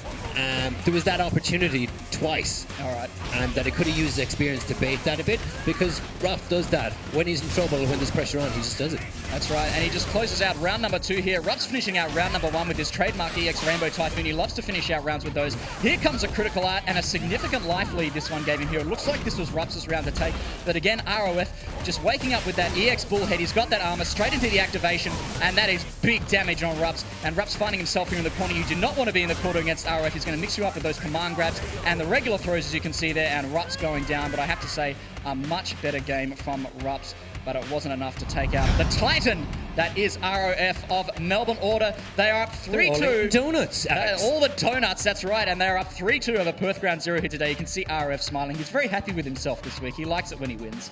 And let's go. This is going to be another rematch. It's going to be Camzace versus Sio once again. Camzace, of course, using Manat. Sio will be using Ibuki once again, I expect. And Sio really going out with a whimper in game number 1 there, Anthony. Yeah, he was. I found it very difficult to get in. As we suspected with Ibuki and Manat, that matchup is really hard for Ibuki to get in. Camzace was just using those Manat normals, keeping out and just chipping away all the while, and then all of a sudden Ibuki's out of health and wasn't able to get back into it. I reckon it's going to be very different from Sio this time round. He has to come out all guns blazing, keep the pressure on Camzace. All right, there it is. Sio has to come out all guns blazing. He needs to get in on Camzace's Manat, which is very difficult to do, probably more difficult to get in than it is against Dalsim with those long stretchy limbs. You might remember Dalsim from Street Fighter 2. Camzace taking it to the next level with Manat. Sio's got to win this game if he wants to keep Perth Ground Zero alive. Here we go. Melbourne Order up 3-2 over Perth Ground Zero. This is Camzace's to win to take it 4-2. All right, great jump in there. Great jump in, Sio. He's getting started very. You can see it. that hitbox there. I believe that's Camzace's hitbox, and he's the second player here to use a hitbox here at the Gfinity Elite Series. That's going to be punished there from Camzace. Camzace opting to back off now, just waiting for Sio to try and make a play to get in and punish him accordingly. All right, great air by Sio. Sio trying to get something started here, but it's not enough. And he's just trying to get something happening in the neutral game with that V skill, but Camzace is all over it. Here comes the V-trigger activation. Just an EXDP. Sio Gets out of it. V-trigger activation. Here we go. All right, here comes the activation. This is time. All right, again tries to get in with that neutral jump setup. We saw it in the last game, but Camzace didn't buy it with the tech. All right, great jump in again. Camzace being very economical with his buttons. He's not going to go for a throw tech. Sio desperately trying to get Camzace to go for a throw tech to open him up. Gets hit with the orb on the way back. Out round number 1. Camzace on match point for the Melbourne Order. Sio knows that he's able to get this. All right. It was just on the back of the orb. Here we go. Big jump in. All right, Sio getting a great jump in this time. All right, great block on the overhead. Defense. All right, Camzace moving forward now in a threatening manner. Sio looks like he's doing very well this round. He's got that stun bar built. Camzace down about 60%. Sio. All right, he's got the overhead. That could be it and stun. And it's a ghetto perfect from Sio. There we go. Almost a perfect, very Anthony. It's what we like to call a ghetto perfect. Ghetto P, absolutely. Sio knows what he needs to do. That's right. Absolutely. His spacing there was absolutely perfect. All right, Sio, that's right, Anthony. Sio looks like he knows what he needs to do. He's got so much media. He's got 2 bars as well. That's going to give him 2 EX kunais to get him for free. Big crush But Camzace just doling out the heavy damage here. Great neutral jump here with that standing roundhouse. All right, both players backing off now. Sio trying to find a way to get in. He's lost that meter. Great punish by Camzace. Camzace hasn't taken a hit yet. It looked like it could be a repeat. All of a sudden, it's looking like the first game again. That's right. Sio down to about 30% of his health now. There's EX kunai to get in. The Ibuki Classic. Here comes the V-trigger activation. Camzace has got to do some blocking. He's blocked Great all defense. 4 of these V-trigger activations. My goodness, they're very hard. All right, good. Sio down to his last legs. This could be it. One more. All right, Sio's got to guess here now. Sio, he's got to take this if he wants to stay alive. There's the kunai trying to get in, but that's going to be it. And Camzace takes it for the Melbourne Order 4-2 over Perth Ground zero convincingly. A fist bump from the boys. That is it. Cam's ace and the Seminole bad boys of the FGC pull through once again. Melbourne Order taking it, Anthony. Absolutely, and it just goes to show Melbourne Order's strength that they do have on that team. Bug wasn't in there this week, brought in Cam's ace, and he did the business. He looked very comfortable. We're just going to go back and check some of those. Let's have a look at these highlights here, and it looks like it was all over for Sio in this first round. Looks like it was a repeat of game number 1. Cam's ace playing very well. Fantastic defense, particularly on these V-trigger activations from Sio. He was able to defended against all 4 of them in all 4 of these rounds very well. Round 1 to Cam's ace. You can see here in round number 2, Sio looked like he had all the answers. He knew perfectly what he knew to do, what he knew how to do, excuse me. And if he could have just repeated this in round number 3, but it wasn't enough. A ghetto perfect in round number 2 there for Sio. Cam's ace adapting, one of the best skills you can have as a pro player is that adaptation. You can see here Cam's ace immediately changing up his playstyle to adapt to Sio's renewed aggression in round number 2, but it's just not enough. And finishing off Sio there in round number 3. Very well played. And what is that? I don't think that's a fist bump. That's something. I don't know. It's something strange some that those kind of Order weird boys do. Melbourne Order thing. I'll tell you Not what, up those on it. guys. The trash talking continues from Melbourne Order, and they take out Perth Ground Zero convincingly, 4 games to 2. And before we go into the third game, we're going to cross back to Luke and Christopher for the debrief. What have you got for us, guys? It was a complete rematch of Season 1 Grand Final. Melbourne Order taking it out again. Let's have a look at how it played out game by game. This is what happened. So yes, Cam's ace had a great one, taking down Sio twice there. And then we had Ghost Chips. Ghost Chips, the shining light for Ground Zero today. And as you can see, it's all there for you guys. It was pretty much Ghost Chips was the hero of Ground Zero. So appropriately, we're going to cross up to Ash right now, who's having a chat with him. How's you doing, Ash? Thanks, Luke. Thank you so much for chatting with me, Ghost Chips. I'm sorry you guys lost, but you took away some great wins from Travis Styles. How did that feel? No, it's good. Like, I wanted to come out and I wanted to have a big showing. So I feel like I've proven that. And so I'll leave home happy, but I'm pretty sure that we will work together to formulate a better game plan and then work towards, like, hopefully getting better results next time. I thought it was pretty crazy that every single matchup today did a repeat. You all got the second chance. I don't think that happens very often. So how does that play, I guess, into the psychology of the game for you guys? It's weird. If you lost earlier, you have information to carry forward that you can change. The winner can't do that because their decisions were already correct. They can't change anything. That's a bonus. But at the same time, if you're losing, you can feel the mental stress of losing again. And it's like a double-edged sword, kind of. Yeah. That's how I describe it. So that being said, do you think that Travis could come back and take a win off you in the future? Oh, of course. Like, I hold nothing against any players. I think everybody is capable of winning in this series. Like, it's the reason why we got here. So I feel that's important. I love that. That's so cool. And thank you so much for talking to me. Nice to see you. It's nice to meet you too. See you. Back to you, Luke. The Kiwis are out in force and they are delivering, but right now at the desk we have the captain from the winning team. He's graced us with his presence, guys. I would ask for a round of applause, but I don't know if they'll give it to you. They're very retentive, this audience, to clap for Melbourne. Okay, there you go. Very nice. ROF, thanks for joining us, sir. Thank you for having me. Oh, very polite. Now, look, is there anyone, tell me, is there a player in this series right now that you're scared of facing, honestly? No. Great chat. Over to you, Krishna. Oh, I'm glad you're on the desk because we've had 2 weeks without you. So I want to turn your mind back because now I could finally ask you those questions.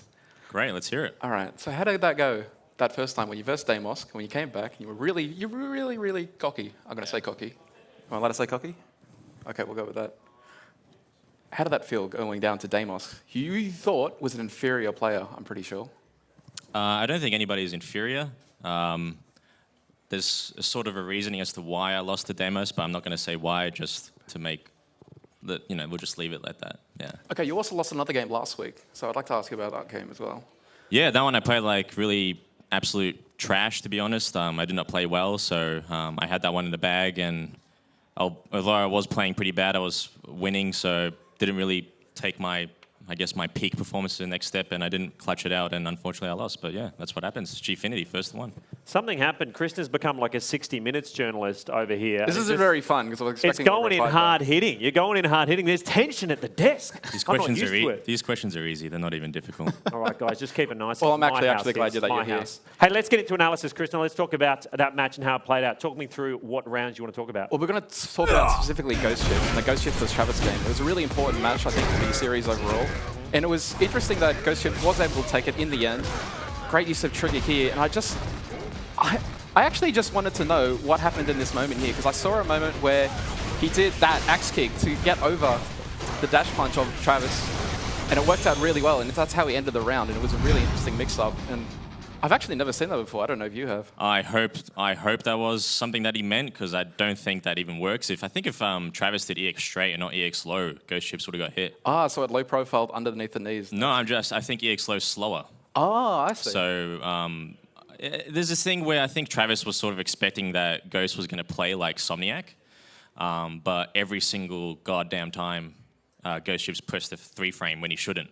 So that's where he got and converted a lot of his damage. And Travis was sort of not really going like, okay, you're not going to press a button here, because if I press this button, I'm going to do a crush counter to get a lot of damage. But no, Ghost Chips was insistent, and he got a lot of his damage from that. And yeah, as you can see, he took the games. Well, let's move forward. What other rounds do we want to take a look at, Chris? The second thing I want to take a look at is the V reversal, because it was interesting to see how these two players. What the hell? Why is there both Travis styles? Where's my games? Feel free to jump in and talk whenever you feel the need, ROF. I just like the idea of how both of these guys both use their triggers differently. In this round, Travis used his V reversal to get. You right there, mate? He's having a chance. Keep going. He used his meter to get him get Ghost Chips off him. You've ruined my mess up now. Are you happy? We didn't have him at the desk for the first few weeks, so maybe it was a blessing. Now I He's see why. a difficult man. There's a reason he's the nemesis of this series. Look, let's move on. Let's find it. Sorry? Manners. Mate, you... All right, let's move on. Let's find out who the... Someone's told me not to move on in my ears. Great. We're taking a look at another round. Is this true? I don't believe so. Huge. Great. Yes, we are. There we go. There we go. Thank you in the back. All right, then you talk us through this round, because it was your perfect round. So here I am basically dominating the game, taking Peter to a point where he's about to get stunned, and there you go. The command grab, expecting that I was going to anti-air, teabagged him, just to show him his boss, and then taking it perfect, clean. Simple. Are you happy, mate? You feel good? You had a little moment? We don't run the show here, guys. These sassy a-holes. Right, now it's time to find out our MVP for that match. Okay, who gets the points, Krishna? My first point is going to go to Cam's Ace. Really good showing from him to come back out here. And really a good showing as his first time on order. The second point is going to be ROF. Sorry, buddy. But you did really go today, going 2-0, especially that perfect on Rups. How did you go against them in Melbourne, by the way? When you made up at Melbourne Locals? Pretty much I win every single time. Okay, thanks for that. The MVP for this week, though, will go to Ghost Chips. And I'm glad to say... Really good performance from him. I really enjoy him coming back into the series. He looks good fit for Ground Zero. I think they were really missing him for the last couple of weeks, and to see him come up trumps against Travis, who's been pretty much the anchor for this series so far. So it's been really nice to see. I'd just like to add in quickly, also Cam did really well. Unfortunately, we didn't get to see him play twice. And that is the Astro MVP for this match. Congrats to Ghost Chips. Thanks to Astro headsets, including the new A40 and A50, which are being used on stage here at the Gfinity Elite Series.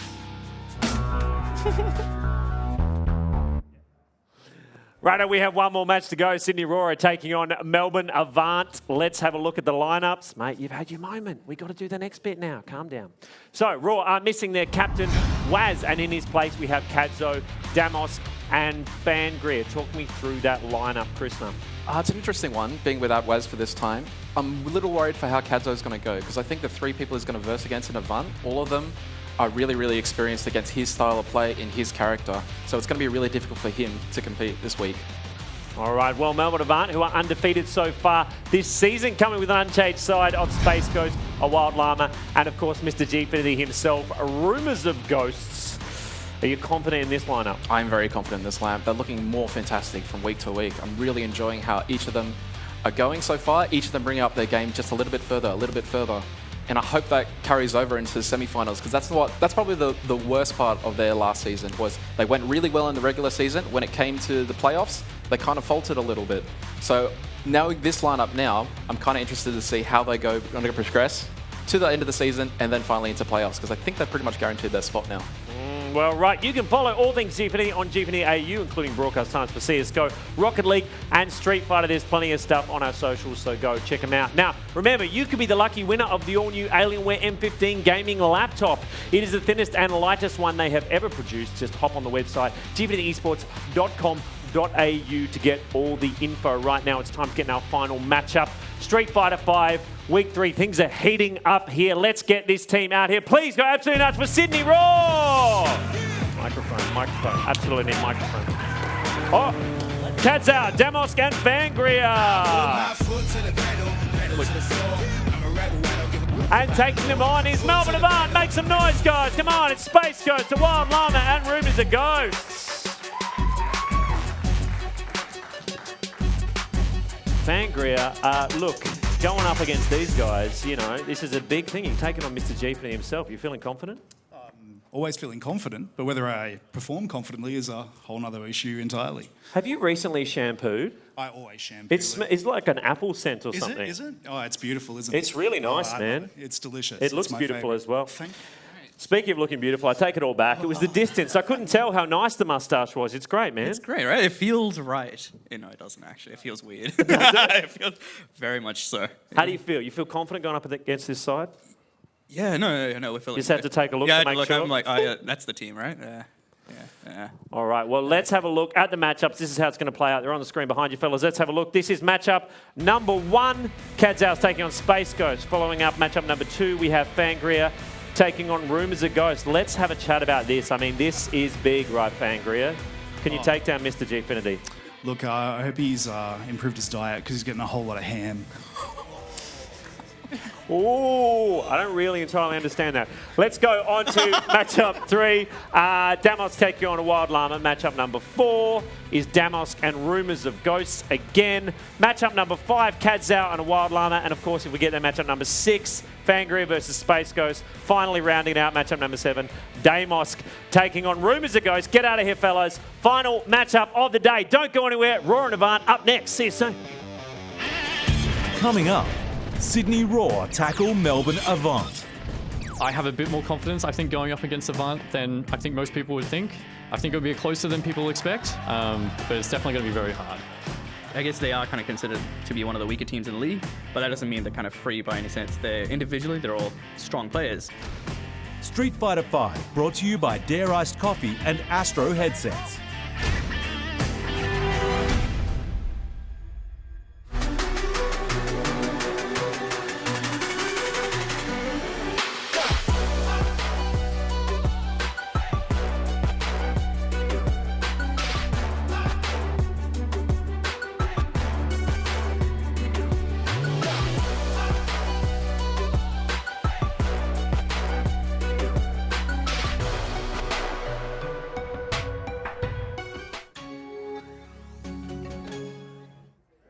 Mr. Murray, have you decided on a name? We're thinking Callum. Callum Murray. Callum Murray. Callum Murray. Let's make it Jack. Drink it through with Dare Iced Coffee. 3 days ago, Coda announced that Zero would join Cell 7 in the upcoming Soma Worlds tournament. After so many league victories, switching teams this close to the tournament appears to be a deliberate move to destroy Coda's chance at the title.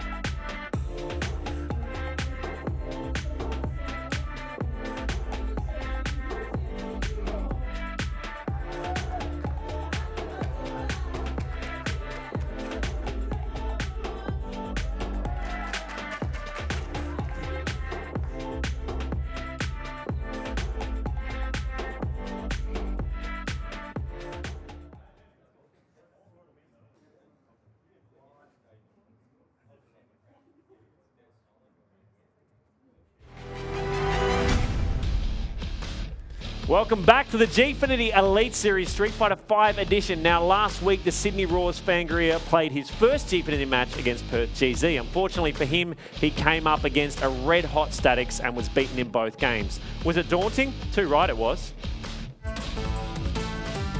Really different to kind of go up on stage and have yourself put on display, to put it to you mildly.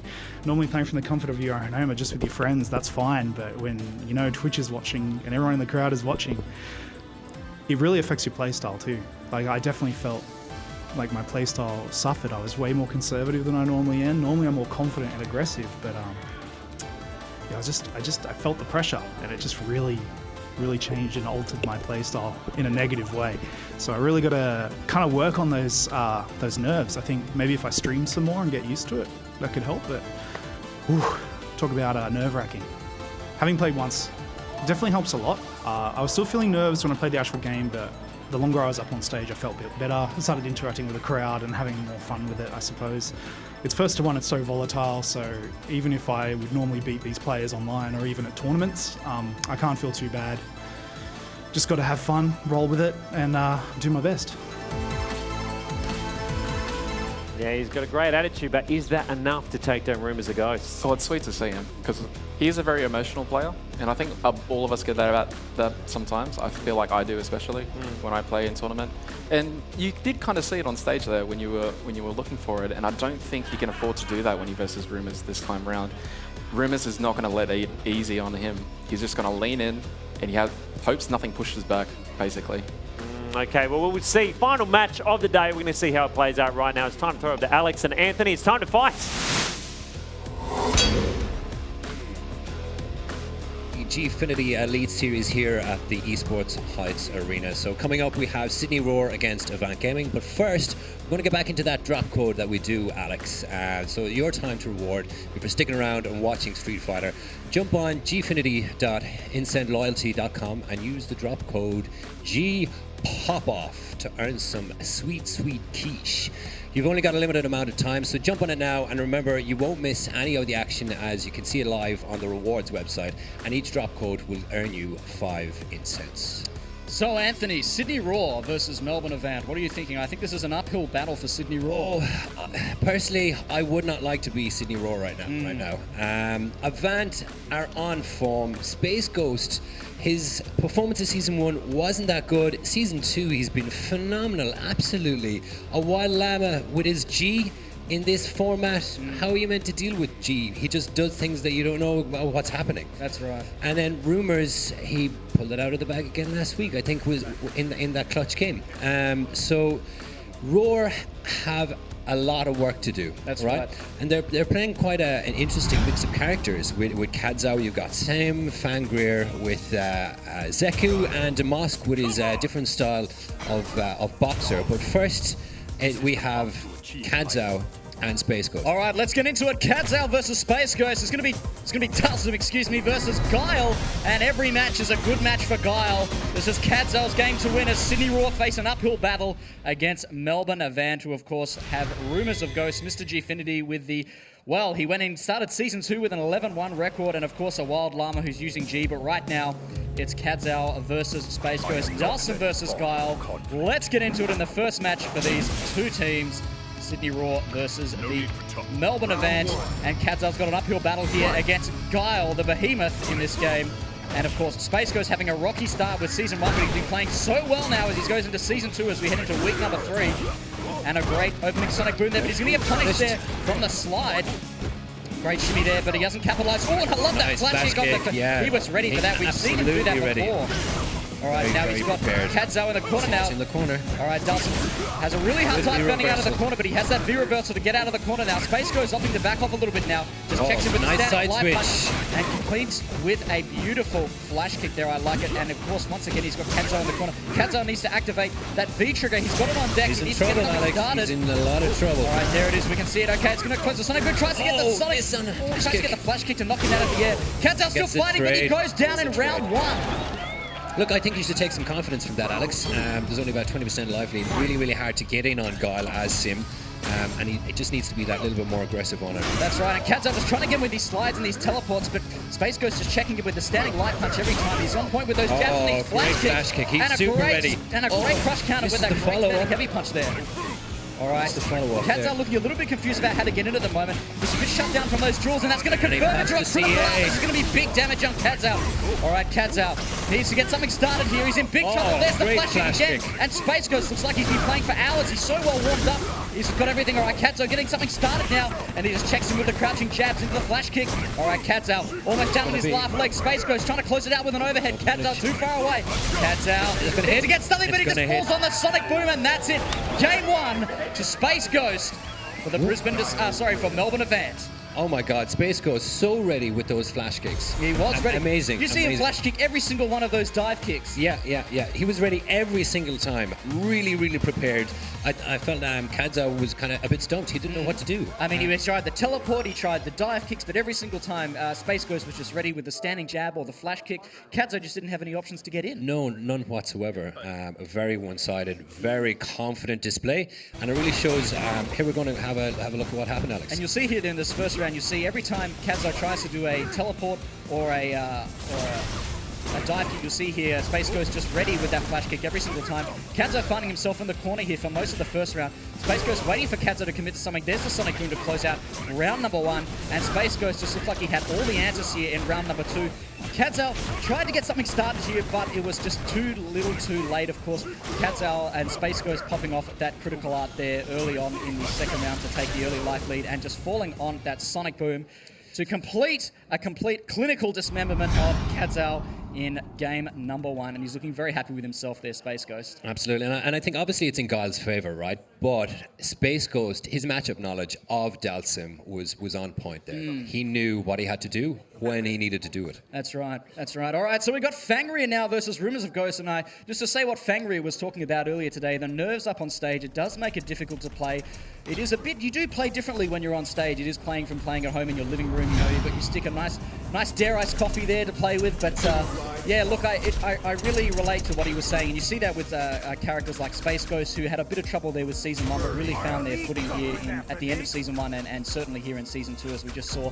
There's Fangria going with his trademark Zeku. He's got his work cut out for him here against Rumors of Ghost. Let's get into game number 2, and Melbourne Evander are up 1-0 over Sydney Raw. Fangria has got to win this game to take it to a 1-1 tie, and I tell you what, this is going to be a very difficult match. Fangria likes to play an aggressive Zeku, as he said earlier, and Rumors of Ghost has got that wall of defense, one of the strongest defensive players in the Gfinity Elite Series, certainly with that crouching medium punch anti-air for 30 and those normals. Let's get into it. Game number 2, it's going to be Fangria versus Rumors of Ghosts, and Rumors has to win this one so he doesn't become Rumors of Chokes. Here we go, right there.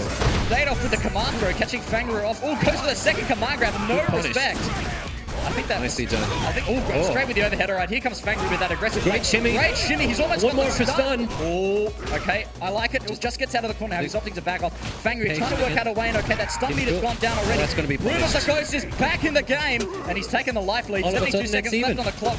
He's got that can down at 12. He missed it. For a command grab again. Cheeky. All right, here comes Fangria. He's not out yet. He's got Rumors of Ghost in the corner again. V-Trigger in play. Rumors of Ghost is going to fight his way out of the corner here with the armor. Both players about even on life Hands now. down again. V-Trigger in play. Needs to get a rip for Fangria. Oh, that's going to be a punish. But the can is down. He can't activate yet. Fangria needs to get an activation off if he wants to take this round. 50 seconds left on the clock. Great awareness. Oh, what a Nicely great done. Nicely he read that bullhead on the wake up. I like it, Anthony. Absolutely. We spoke about it earlier. He needs to get into young Zeku, and he did it straight away in the last game. Is he going to do it again this time? And a great jump over there, but sorry, he needs to get into young Zeku to really frustrate that normal game for Rumors of Ghost. Really get into Rumors of Ghost's face. Oh, and you see here, trying to get some action started here with old Zeku. All right, a great punish there from Rumors of Ghost. Rumors of Ghost, down goes the can. All right, Fangria opting to just back off. Again with that jump in, tries to go for the B reversal, but Rumors is all over it. Already. All right, Rumors trying to find a way in. There goes the young Zeku. He's V-reversing out of the corner. That V-reversal is a little bit weak, doesn't get the knockdown. Another big jump in there, and he's just trying to get Rumors of Ghost off. Just wants to get out of there. He goes for the wall jump. Oh, and that is the reason why he does not want to deal with those 50-50 mix-ups and the command grabs off the jump ins. Oh, and a great standing roundhouse just to close out round 2 from Rumors of Ghosts. We're going to the third round now. Both Fangry players looks like he's smiling. having fun. Yeah, they're both. I think he was realised it. satisfied with his performance there in round 1, but he's got to repeat it now. We're in 3. He's got to do some winning here if he wants to keep Sydney Raw on the board. Speaking of winning, here comes Fangria. Sydney Raw might be down 1 game, but Fangria is doing very well in this third round here. Rumors of Ghost finding himself in the corner once again. Fangria unsure how to get in those normals from Birdie are so long. No anti-air. Rumor's so patient in the corner, so patient. He'll just wait. He's happy to be in the corner. That's right. He's happy to do those neutral jumps. There you go, and he's out. Something. Can's down. All right, down goes the can again. It's a bit hard to deal with. Oh, and he's going to get punished for that one. That stun meter's building. Fangrena's got to get out of dodge. He's in trouble. Here comes a stun. He's in I don't know if this is going to be enough to kill him, Anthony. Won't be enough to kill. Right, one more. What is it? There's the cross-up. Tries the V-reversal to get out of there. And then he gets the finisher. And the classic finisher from Rumors of Ghost. A very dirty finish to go with his very dirty moustache. Very well played by Rumors of Ghost. And Melbourne Avant goes up 2-0 over the Sydney Raw. Now, we said this was going to be an uphill battle for Sydney Raw, and it looks like that's proving to be the case, Anthony. It certainly was. And I feel in that game, if Fangreer went to young Zeku earlier in the second round, it might have been a different story. You saw when he went straight away in the first round, he won the first round. In third round, he had quite the lead, and he was doing well with him. That's right. You can see here the early life lead here with Rumors of Ghost. He went to those command grabs very early, perhaps trying to put Fangreer off his grain. Great punish there. That could have been a great punish, but the can went down, unfortunately, just blocking a meaty punish there from Fangreer. Here comes Fangreer to try and close out round 1. Read the bullhead on wake up and just caught him with the throw. You can throw Birdie out of that. And a very fantastic read from Fangreer there. You can see him trying to get out of the corner here desperately, but Rumors of Ghost is all over him. A huge command grab here. That's a lot of damage. And Fangreer just not enough. Too little, too late. And he finds himself in the corner here once again in round number 3, trying to use that V-reversal to get him in the corner, and a very sneaky EX Dolphin Dive. The EX Dolphin Dive to close out round number 3, the Birdie Classic. The online special, and you can see Fangreer's face there. Hey, all right, here we go. All right, Damask versus a Wild Llama is up for game number 3, and this is going to be a Balrog versus G match. I believe if a Wild Llama goes to G again, he's repping that hitbox again that he brought along last week. What do you think about hitboxes, Anthony? I love them. I'm a hitbox user myself. Oh, you're a hitbox user They're the greatest thing in the world, Alex. Yeah, Whoa. absolutely. Okay, and yeah, you weren't expecting that. And you can see here he's got buttons instead of a D-pad. Homemade buttons. Did he make this himself? Yep, he certainly did. This is true FGC quality. I love it. All right, back to game at hand. Yeah. Right, we have Llama with his G, and we have Damask. Again, it's that time where there's a lot of pressure on Damask to pull it out. That's right. Sydney Raw are down 0-2 at the moment, so if Damask drops this game, they'll be down 0-3. And the pressure will certainly be on for the following game. All right, a Wild Llama has gone with G. And, of course, Damask going for his trademark boxer. Now, Damask plays a much more aggressive boxer than Travis Styles. So I expect a Wild Llama will need to have all of his defensive struts here in game number 3. Damask versus a Wild Llama. Sydney Raw down 0-2 to Melbourne Avant. This is Damask's game to win, and the pressure is on Anthony. Absolutely right. And he is much more in your face, Damask, as a boxer type of player.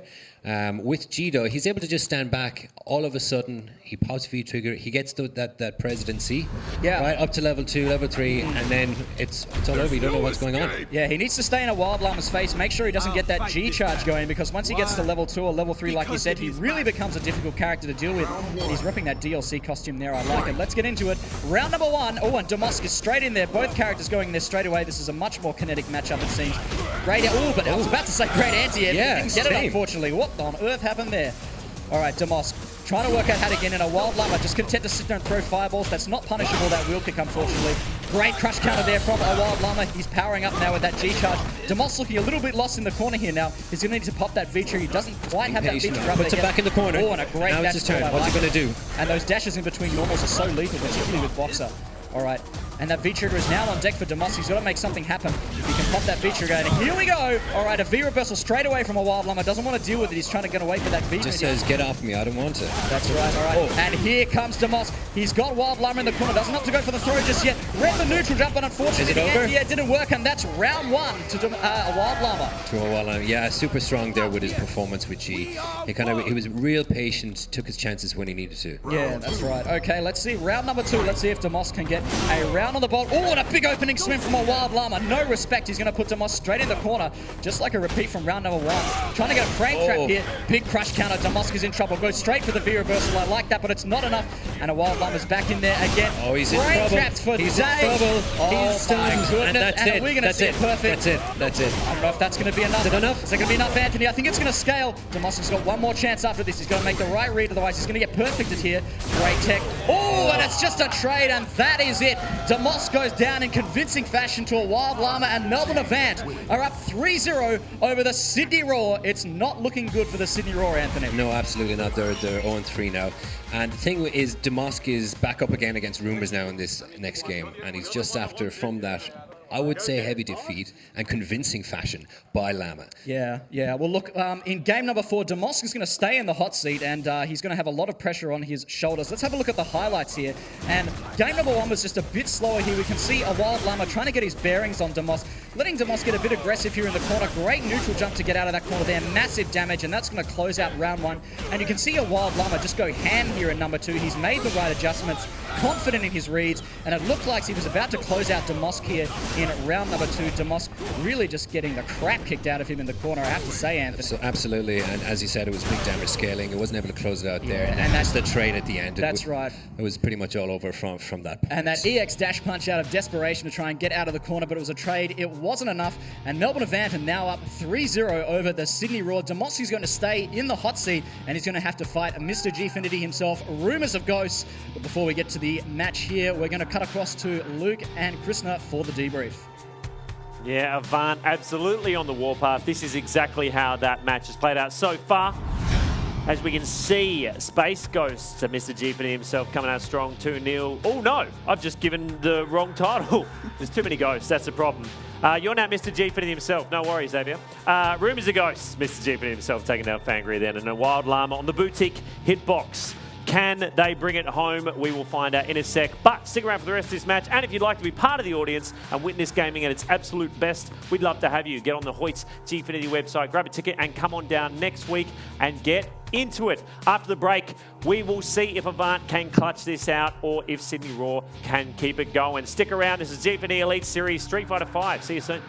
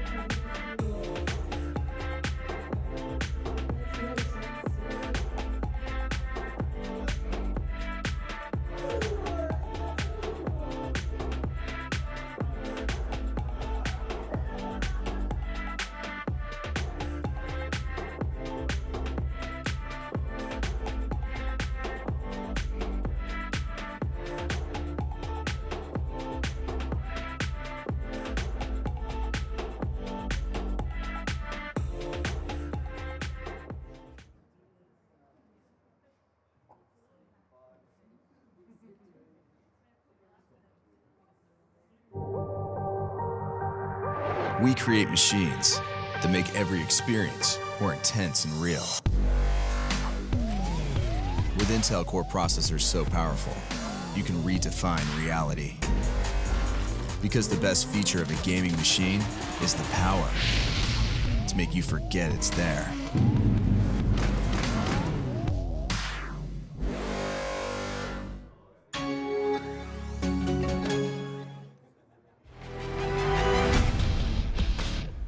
Welcome back to the Gfinity Elite Series presented by Alienware. We're in our final match of the day. It's Avant. They are so far 3-0 up against Sydney Roar. Can Damos take down Rumors of Ghosts? I think it's going to be really difficult for Damos. I mean, at the moment, it's pretty much probably as I expected it to go. Avant pretty much leading the entire way. And this is going to be hard for Damos. I kind of want to see how he's going to approach this matchup, how he acts in the first round especially, and seeing what adjustments he's going to make. counter to what he sees that Rumors is going to do. That's probably where it's going to be at. I need him to force Rumors to do something else. If Rumors gets to play his game, it's going to be a very uphill battle for him. Well, we will find out right now if Avant going to clutch this out, or we're going to go to 6 rounds, 7 rounds. Let's find out. Over to you, Anthony and Alex. It's time to fight. Thanks, Luke. The action continues here at the Hoyts Gfinity Esports Arena with Sydney Raw on life support against Melbourne Avant. They are down 0-3 at the moment, and the weight of the world is on Damosk here.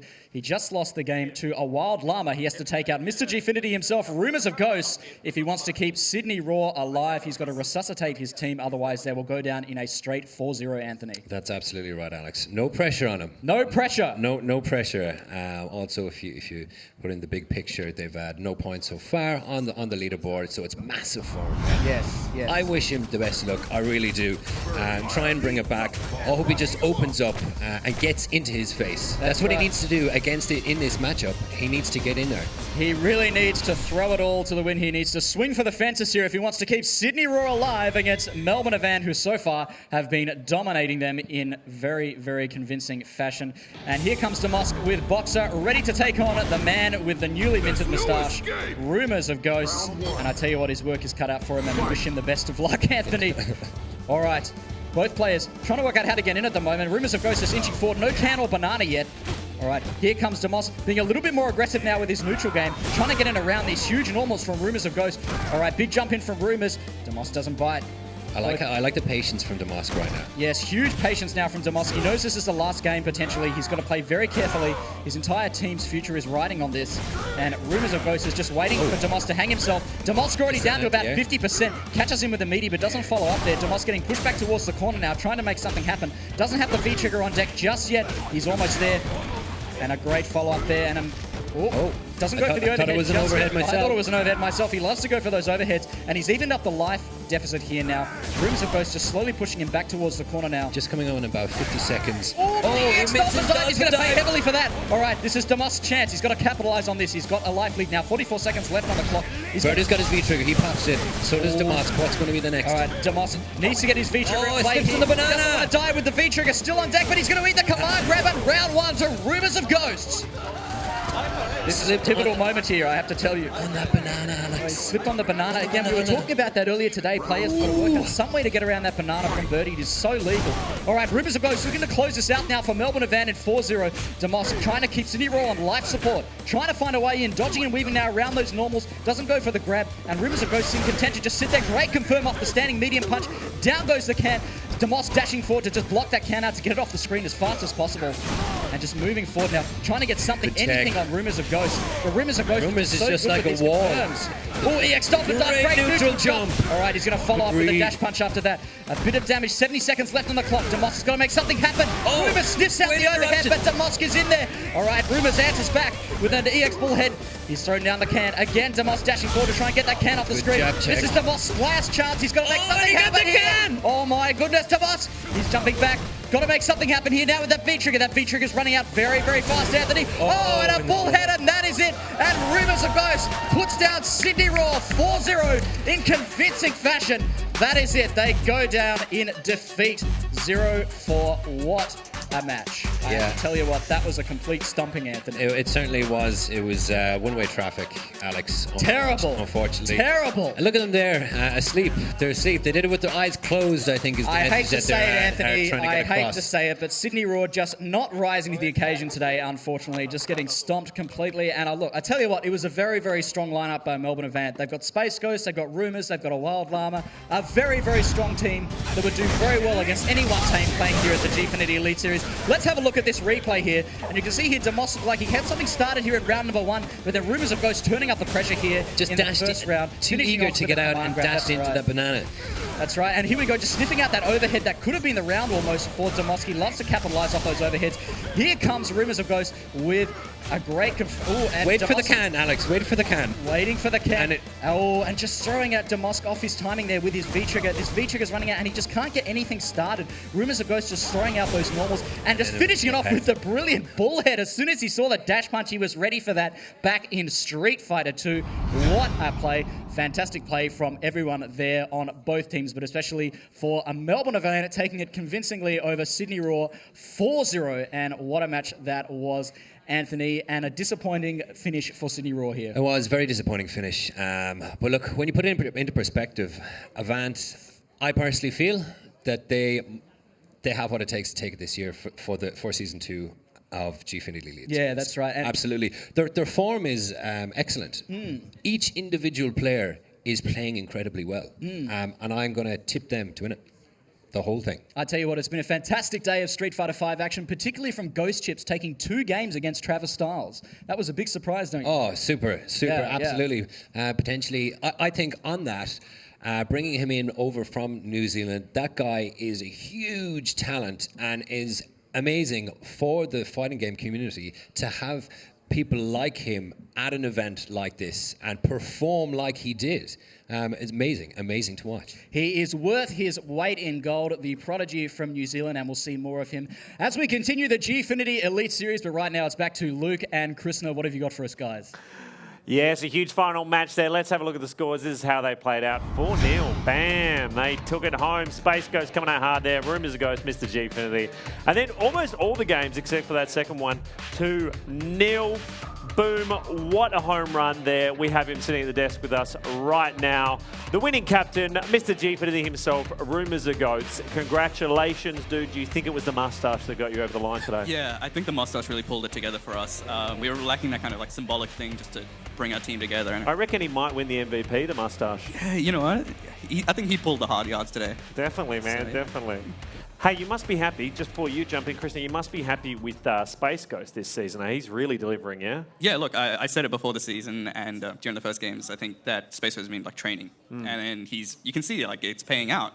And then seeing it both with him and Llama, Llama's new character, it's so satisfying watching G play. Yeah. I love it. It's great to see it all coming together, yeah.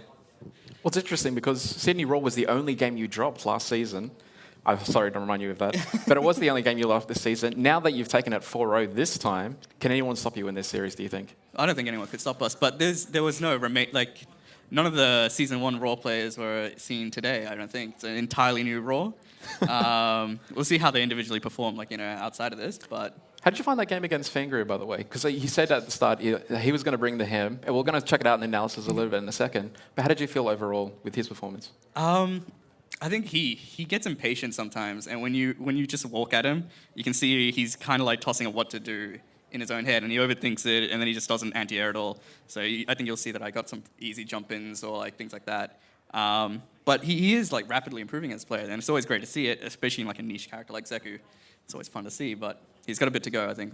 Well, I think that's the analysis we're jumping into right now. We're looking at that game in particular, correct? Yes. Awesome. Actually, the big thing that I wanted to take away was your defense when you got put in the corner, when he was getting his little momentum going, and you were trying to find a way to come back, and you played it out very solidly. Yeah, look, I'm no stranger to the corner. I think some people say they see my play and they're like, he prefers being in the corner, which is, I think it's a slight over-exaggeration, but I'm very comfortable sitting in the corner. It's technically a bad place to be, but if you try too hard to get out, you'll eat much more damage than if you just kind of sit there and let them hang themselves trying to get into you again. Especially with Birdie, his button is reached so far. I really enjoyed your usage of the can as well. I saw you place it down and go into ranges and do things like heavy punch and the sweep, which are normally punishable things, and in ranges where they would be punishable, and you baited him into pressing a button and then punished him with the can or the banana. The can works both as like a defensive and offensive tool. It allows you to set up your own pressure. Using the banana as well, it kind of like sets up a line. You can't cross here, but I can attack you from behind that line. So there's like kind of this moving. The can works as like a progressive rolling strike, right? And you can't attack beyond it. So the best way to deal with can is to not let him get it out in the first place. So when you see people back roll off a knockdown, and it's like, well, that's a free can for me, which is free mix-ups. Awesome. Well, let's have a look at who the Astro MVP is for that match.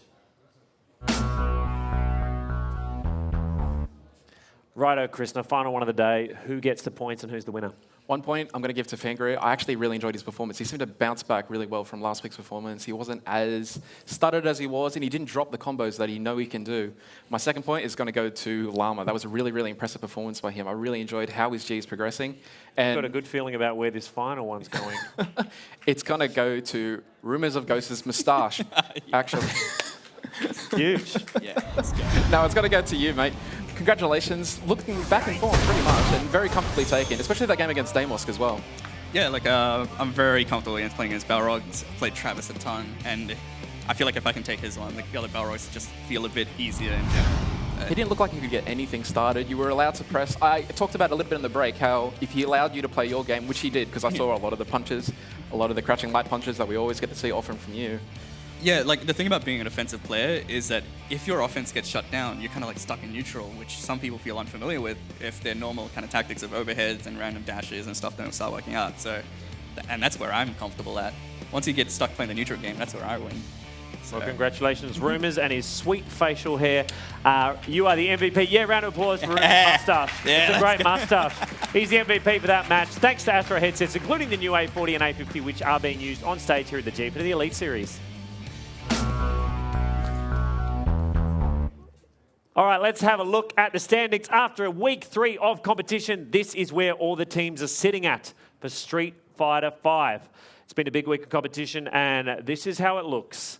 I'll do one more intonation, and then it will be on the screen in a sec. I didn't want to look at it yet. Soon, in a bit, and now, and in a minute. A lot of power here, guys. They said when I get this job, I can put up graphics whenever I want, and that's why I took the gig. That's all right. We can talk a little hey, bit. right now, who needs graphics? Not us. Let's go over to Ash. I want to talk to you guys, find out what your magic moments from the day are. Over to you.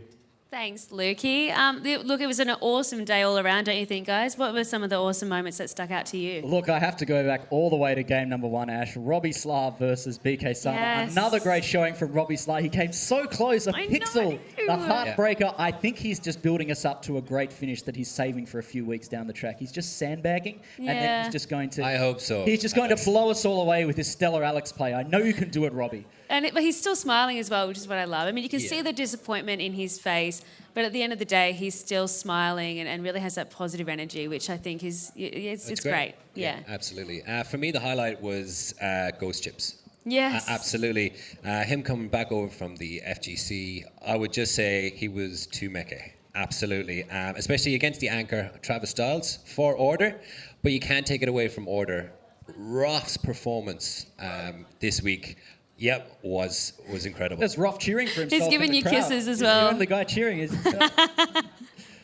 Yeah, there were some fantastic moments, and that's what I love about Street Fighter is it's so unpredictable, and everyone shows us a great show, and I think that's all we can ask for. So it was a really great day.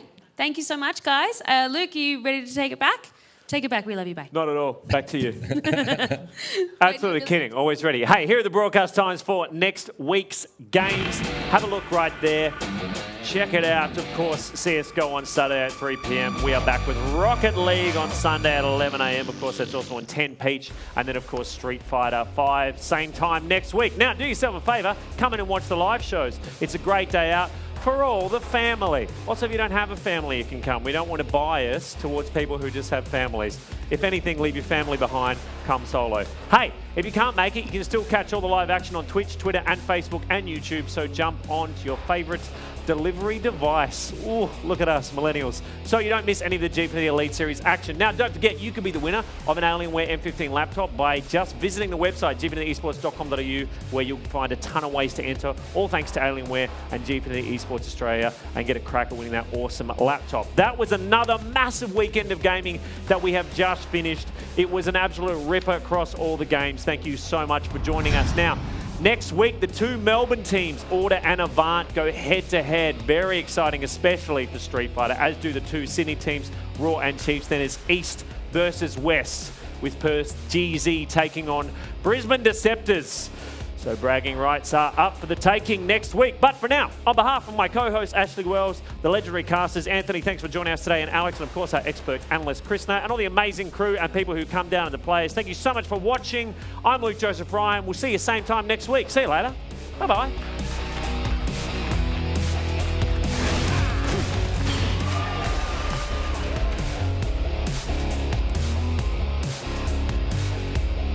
He's got to pop that V-trigger, but doesn't have anything left. He's using all the V-reversal. Yes!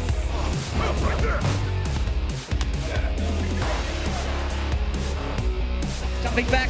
Got to make something happen.